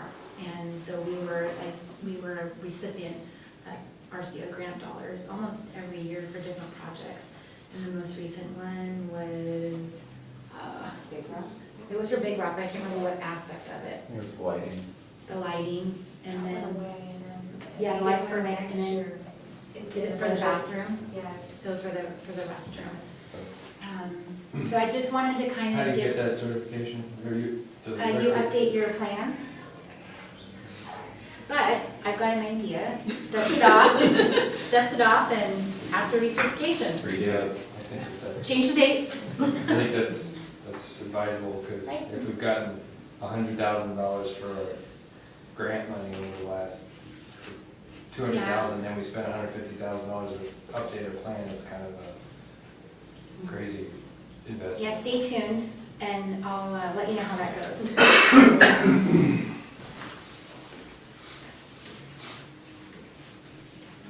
I know, you need to jump around. I know, thank you.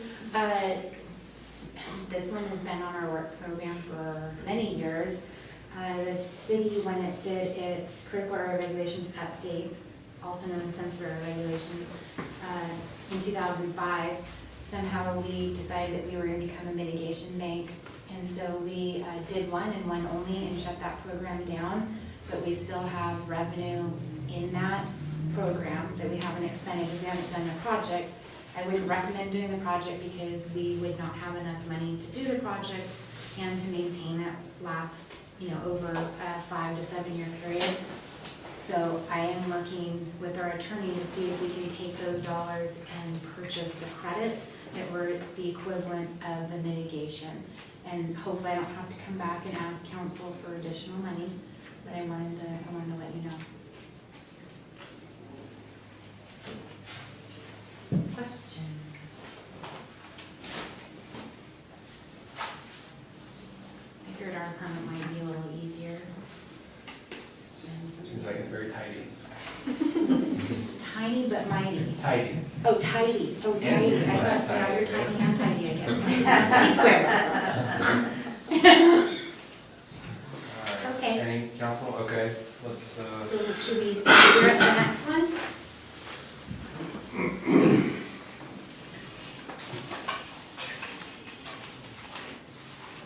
Non-departmental? Sure, let's go there.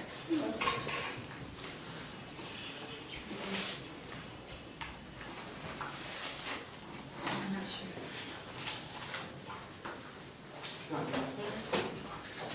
I wasn't sure who was presenting it, maybe we should have coordinated? Yeah. Here's We all what- worked on it. We all worked on it though, so I'll hear this one.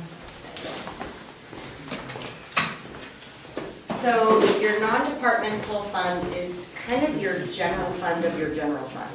Kind of catches some of the general supplies and services and stuff that are used citywide.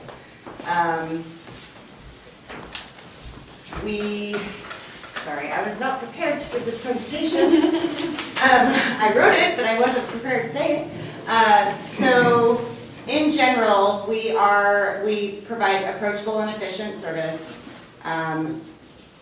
expanded accessibility, future of service delivery 24/7. I'm gonna let Laura talk on that because that's not my writing. We manage the open public meetings, public records, updates and compliance, provide a voice at the regional level. For supplies, we are very conservative with our supplies, and we also have intergovernmental spending, such as the King County Animal Services. Do you want to talk about the one bullet? Because I don't know what Just, that... you know, I didn't put that in, it must be a reflection of Oh. last year. Sorry. I think it means Laura works 24 hours a day. That must be what it means. This is a general snapshot of the non-departmental fund, including supplies, services, intergovernmental, and capital, which is an easy one. We'll get into the details here.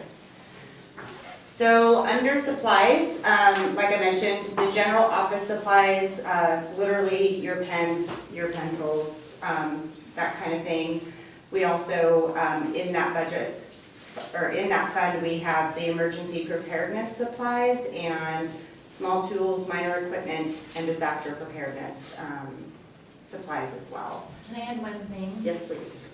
You'll notice that we, for the most part, we've substantially reduced the summary of supplies over previous years because we're trying to not just be more efficient, but we had a lot of requests that came in, and so that's why sometimes you'll see, like for 18, it's 21,000, but over the biennium, we're proposing 28,000. We were asked by a particular, or a council member, you know, like kind of where did you have to make some of those really hard decisions and cuts, and this one was one of the ones that we did. And I can just tell you, because I wrote the worksheets on some of these, that like small tools and minor equipment, we put in there to replace our big shredder at City Hall on the off chance that Stephanie will not be able to repair it when it breaks again, because she has been the master at keeping that thing alive. And we wanted to put enough money in there just in case it doesn't work. And then emergency preparedness supplies, I know that there's something that like we have to have a certain amount of dollars in our budget to get FEMA funds or grants or something along those lines. So you'll see that like all the time in our budget for that, one of those lines.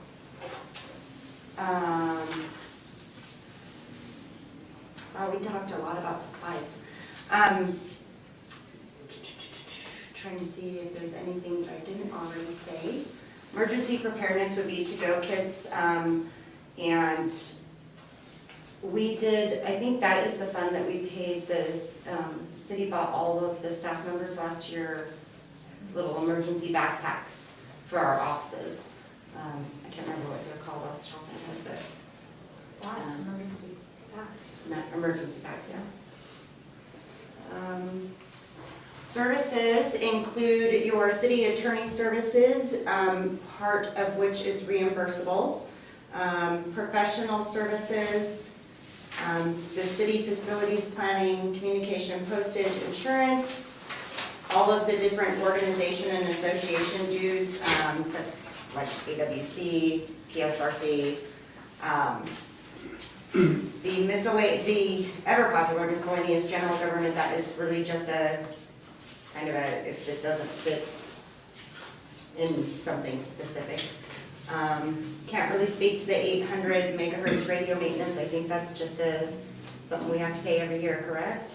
I'm being told that that belongs to Public Works. Oh, Radios, I haven't been able to find it either.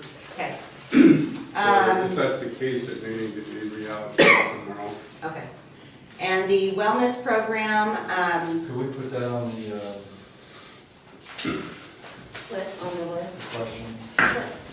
And then the wellness program, if we play our cards right with the wellness program, we actually save 2% on our health benefits every year. And so far, we've been really good about keeping that 2% discount going. We also, for the wellness program, added employee appreciation. We have quite a few people who have worked for the city for 10 plus years, and we want to make sure that they are recognized for their efforts. So we did ask administration to add a little bit of funding for employee recognition. Then we have our L&I retro. We'll get into the details on all of these and the interfunds. So we will go into detail on the interfund transfers here in a couple of slides. Communication and postage is your phones, your meter, your postage meter, any special mailings we have. Insurance is each department, I believe, pays into the premium for WCIA, so that's just non-departmental's portion. Like I mentioned, the organization and association dues is AWC, SCA, PSRC, and others. We're going to ask about the radio maintenance and get back to you on that. I already spoke to the wellness program. And then Lindsay went ahead and filled in the stats for the AWC L&I retro changes. And I'm going to let Let me just step in. Right. So interfund transfers, essentially, I did this so that we can be extremely transparent on, this is one of the areas within the general fund and the street fund, and that has been identified in this budget coming forward as deferred maintenance. And essentially, when you start looking at the dollar amounts, you can see why pretty quickly. So this is one area when we look at vehicles and the replacement program, why it has been one of those areas that has had the belt tightened on. Again, so vehicle maintenance, 502 is IT, 503 is the building maintenance, and we can go to the next one. So also within the interfund transfers are the transfer to the street fund at $114,500. The transfer to the to the contingency fund, and essentially that's the remaining rec center dollars sale in the proposed budget. I know there's been discussion around that, but this is just simply presenting what was in the original proposed budget. And then in the general fund obligation, that transfer is to pay for the debt for Big Rock Ball Field that is funded through the levy. So the revenues received within the general fund, and then it is transferred and put into the 206 where you have to pay your general obligation debt via the state auditor. So the street fund transfer, would that be We're potentially supplanted by TBD? So can you Explain the street fund transfer. So this is these are transfers out. So these are transfers going out of, and I guess I didn't make that very clear. These are expenditures to the general fund. So then this becomes then, when you look at your street fund, it's out of the general fund, and then it's going into the street fund. That's what I understood. Out of general fund and the street fund. Correct. So the street fund transfer from general fund, 114,500. Is that, what would be the source of that revenue? You just asked that question. It's just general fund. General fund. Okay. So could that be supplanted by the TBD, or is that, what is that going to in the streets? So the TBD dollars would essentially, how it has been designed to be allocated, no, we would not use them to fund, TBD dollars would not fund salaries and benefits. TBD dollars would go to fund projects. As straightforward, so in the proposed budget that's been released, it's the 43,000 grant match for the Baton Road. And then I believe we used the percentage that was provided from Public Works for the reconstruction of the overlay, and we did like a 60-40 split. And so the remaining balance after applying that 43,000 grant match went to a 60-40 split in the street fund.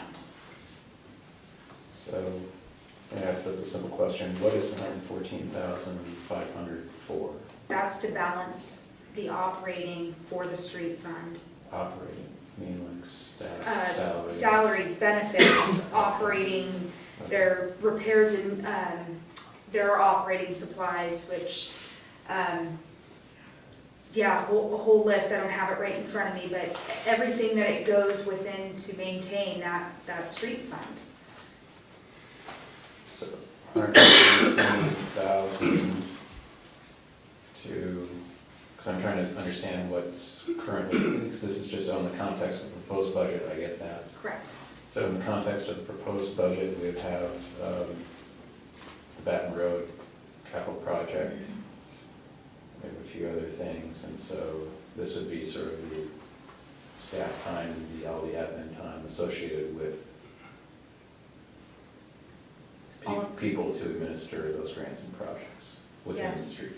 People, supplies, under their supplies and services, essentially, the cost to maintain that fund, just the operating piece. Can I ask a question or ask you Absolutely. to answer it? So because we know that we need to break up the street between streets and TBD to create a new, whatever, program, I think what we have to answer, especially as we move forward into our next council, is how do each one look?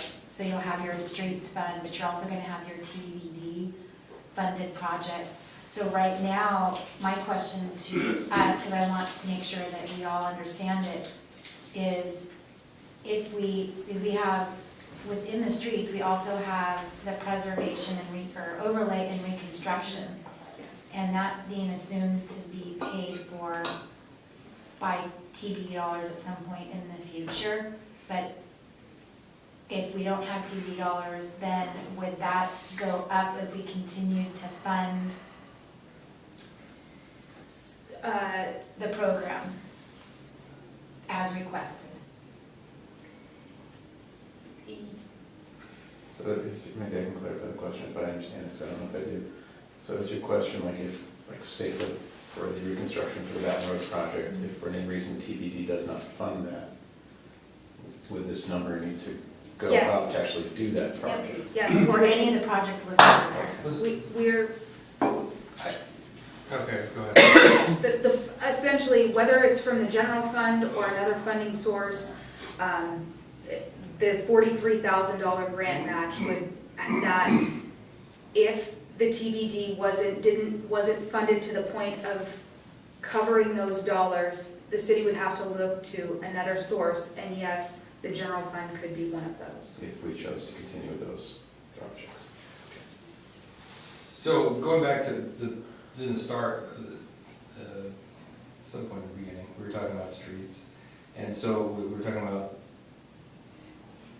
the other revenues that go to streets, the 20% of property tax, the gas tax, that was 322 and 600,000 roughly. So this is an additional 114.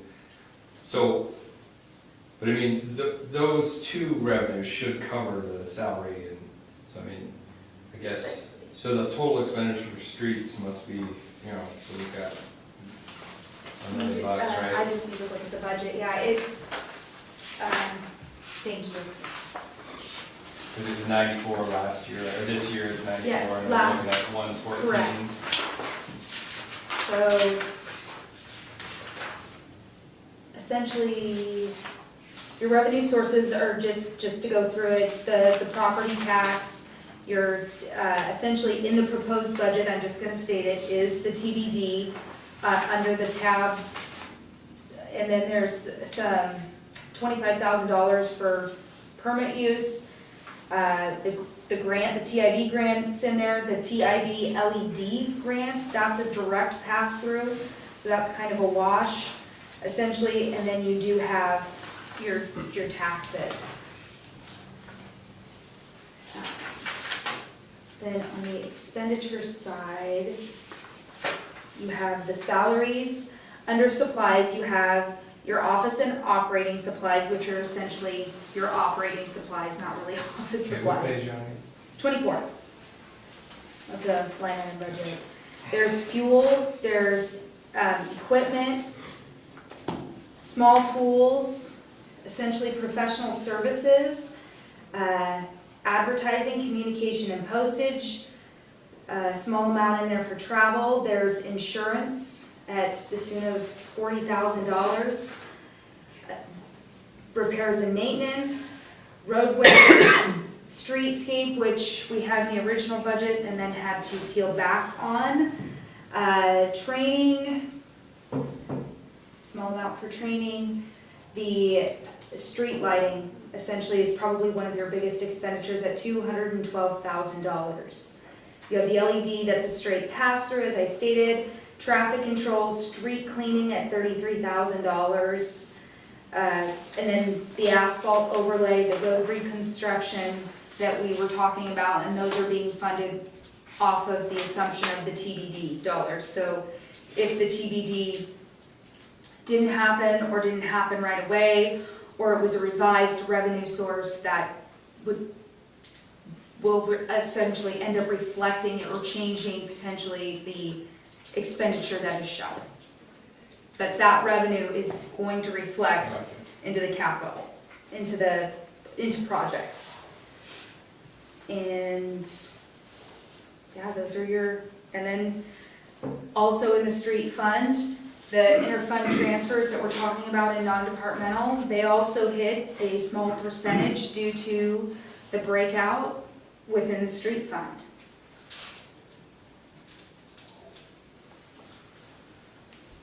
Okay.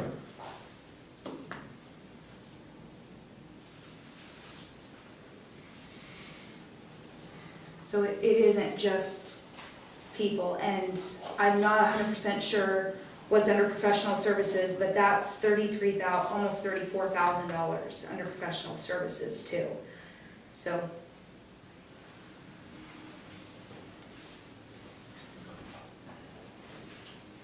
I'm just doing a simple calculation, maybe there's something else in these numbers that I don't understand, but if I just take the salaries and wages and the benefits,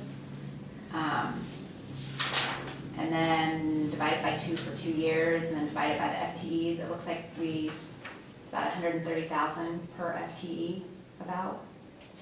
Is that,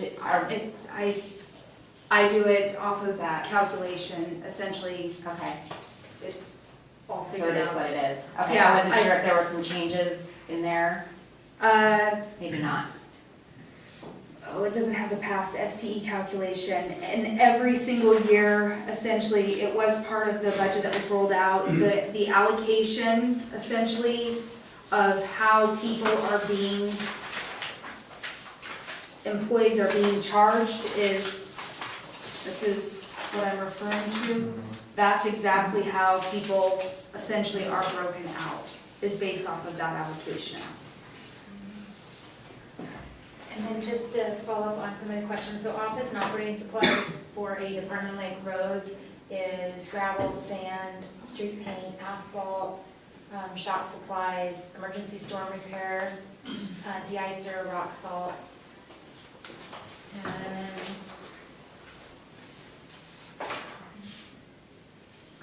one that we didn't fund that was requested was $40,000 for island landscape maintenance to have somebody contract that work. So that was in their request. Their fuel is about $8,000. Their small tools and minor equipment, they didn't put exactly what it was, but they said it's under $500 for a total budget of $2,400. They put office furniture at a total of $2,000 over the budget year. Professional services, CDL drug testing, which is a state requirement, hearing test, state requirement, disposal of road debris, dangerous tree removal, King County program for street striping and channelization, shared locate service for utilities, street boring as needed, thermoplastic stop bars and crosswalks, emergency traffic control flagging.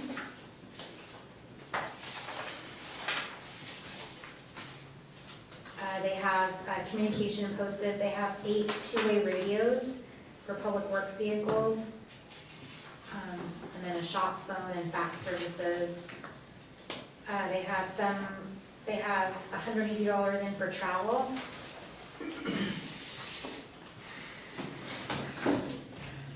I think that's for the most part, the big picture in there. Street lighting. Big picture is that this is $114,000 that's from supporting the street fund in addition to the other revenue sources. Okay. Any other questions, council? I think it's really good. On that slide? Intergovernmental services, conservation property taxes, natural resources for pollution control, King County animal control, and alcohol rehab cost share. The conservation property taxes is an assessment we receive from King County every year. And based on what we could tell on the bill, it looks like it's for the conservation district and noxious weed control. National resources, pollution control. It's an annual assessment from the Puget Sound Clean Air Agency. The assessment letter we do have, if you want to read all the little bits and pieces about what goes into our assessment, but we receive an assessment every year about September for the following year. And so for this biennium, what I did is I took the assessment for 2019 and then looked at what the increase was from 17 to 18 and kind of did a percentage type, tried to do my best guess for 2020. And then if you read that letter, it does say that the local assessment is used by the Puget Sound Clean Air Agency to leverage state and federal grant dollars. King County Animal Control, we do have an ILA with them to provide the city with animal control services, and we do collect pet licenses on their behalf. Doesn't really offset much because we only get a very tiny bit from them as a thank you. Alcohol rehab is, let's see, I think we just wrote it what it is. To be eligible to receive liquor taxes and profits, a city must devote at least 2% of its distribution to support an approved alcoholism or drug addiction program. That's it. Any questions about any of the items we talked about? So one of your slides had all of the buildings and what they're, that one. It was the second slide, George. It's that one. Oh. So do you already have estimates for maintenance for like the visitor center and, I mean, Those were, I think that was discussed in the. yeah, so in our budget worksheets, departments provide what they believe are the required or rehabilitation of our buildings, and they base their dollar value on the government facility plan that they did that says this is about how much you should spend in general on your buildings doing maintenance. And then they're specifically, then they go in and look at the different buildings and what we think those costs are. So they, they definitely look at that and provide a recommendation. I think the one that is higher, because they had a TBD on the Duval Visitor Center, because they put TBD on a whole bunch of items, so we just, TBD meaning to be determined. And so we put in a placeholder for that, because we weren't sure what the cost of that was gonna be. The depot building is probably, could potentially be underestimated, because we have to actually go out and have that deck probably designed, take it off, put a new deck on, repair the wood that was basically destroyed by infestation. So we're not 100% sure on that one, but that one's gonna start coming through as a fourth quarter budget amendment. The work probably won't happen until January or so. And I talked to Public Works today and said, this is kind of a low time of the season. Let's start moving this forward, because you might be able to get a better bid to do some of this work. We're gonna obviously have to come back to council to talk about what the findings are and what the estimates are. And so what we're gonna look at funding first is the actual design of the deck that has to be done by a professional.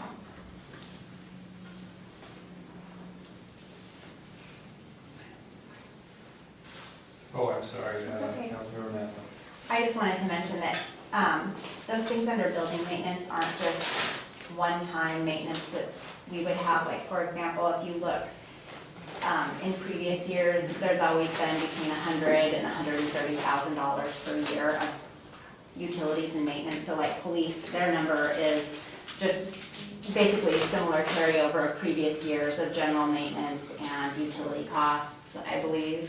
Yeah, so I was gonna point that out, so if you look at police, and then the bottom three, those are strictly operations costs. Those, there's no maintenance included in those. And the depot itself, the rec center, we left assuming that facility sells, we left $5,000 in there for utilities until that sells, just to keep the operation costs in there. And that's true for the comfort station. I mean, a lot of these are really recurring expenses, not one-time deferred maintenance. It's, like I said, probably 200,000 of that is just recurring maintenance that's always been in the budget. So I just wanted to point that out. So is the Duval Visitor Center so high due to a upcoming repair, or does just what it costs for the year to operate that? The operational costs are not $200,000. I want to say it averaged between $15,000 and $25,000 to keep the building open for utilities, general maintenance.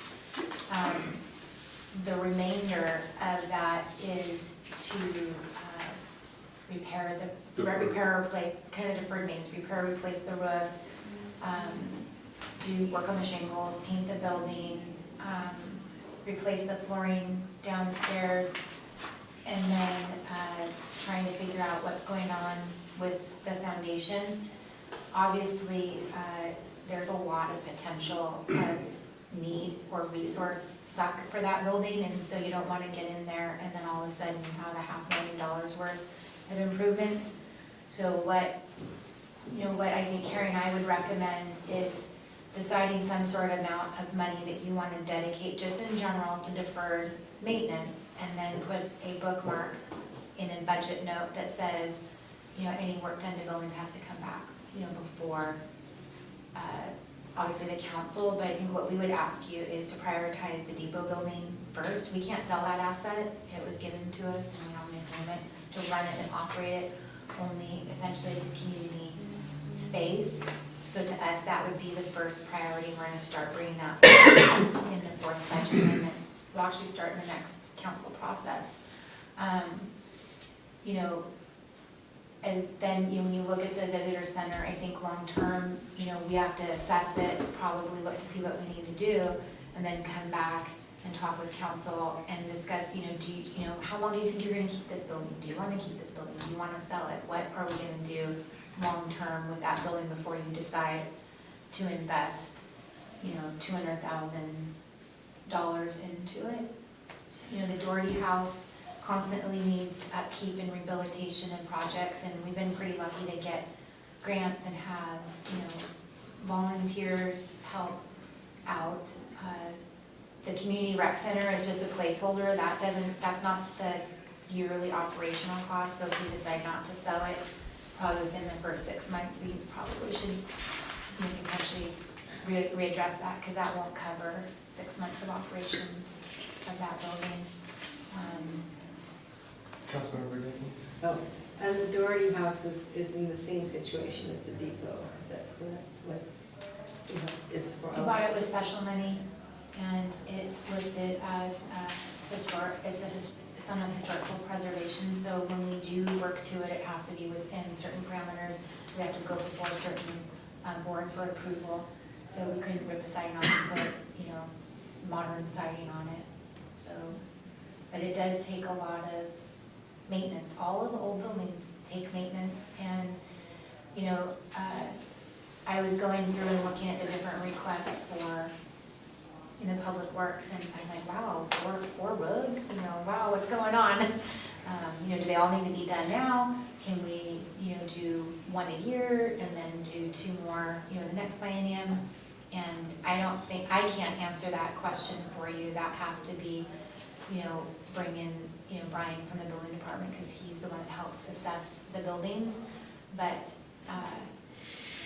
you know, probably looking forward to doing that facilities plan and updating that and getting a better idea of what we need to do near term, midterm, and long term.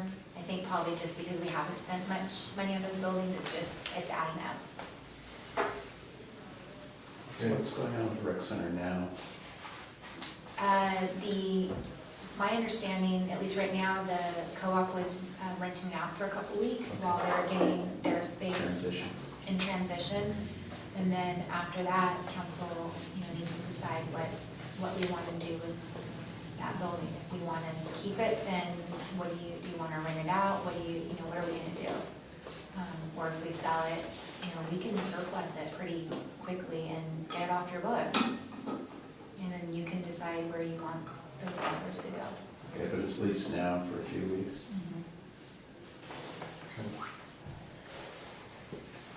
Any other questions on this? This is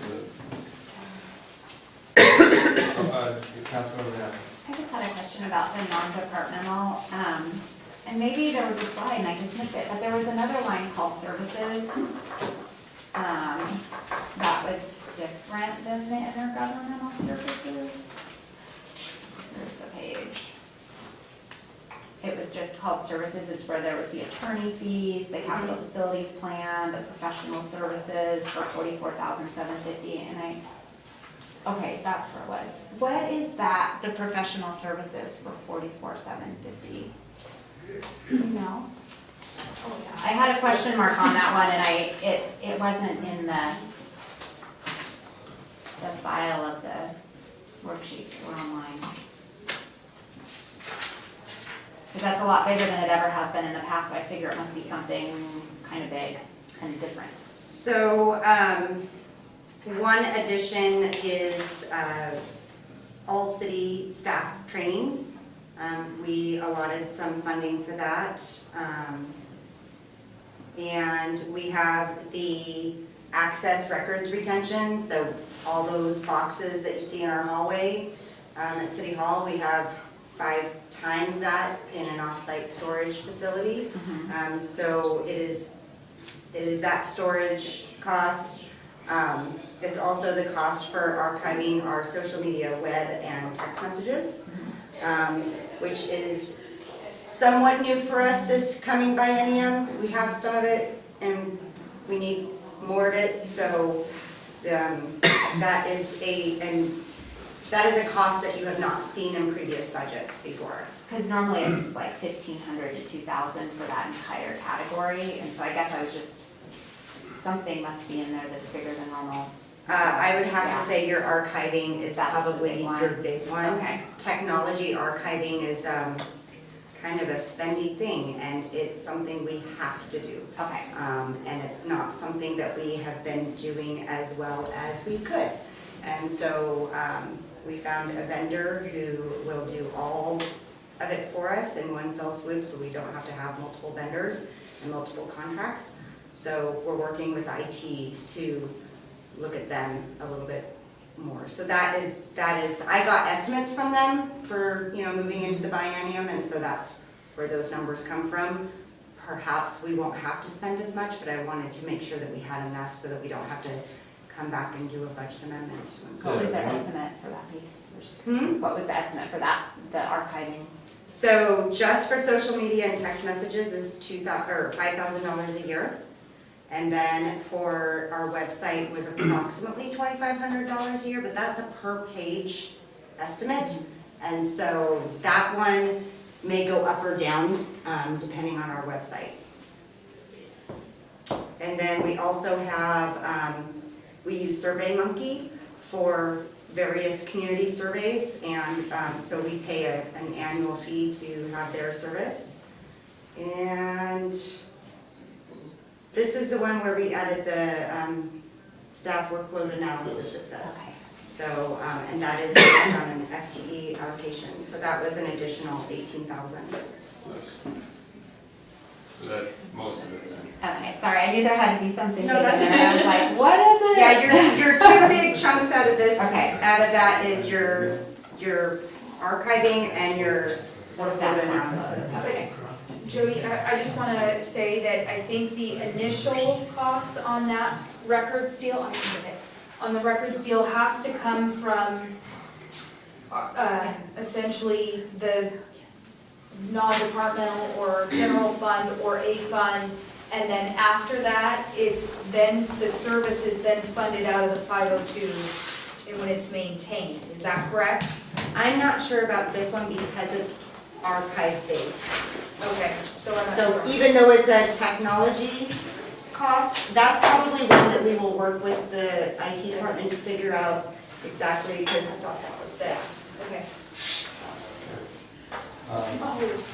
We do need to wrap this up. Any last questions? Oh, may I just step in real Yeah. quick, because I think this is going to, and I would like to also put this up on the OneDrive, our OneDrive electronically. Essentially, this was asked for, within the public works.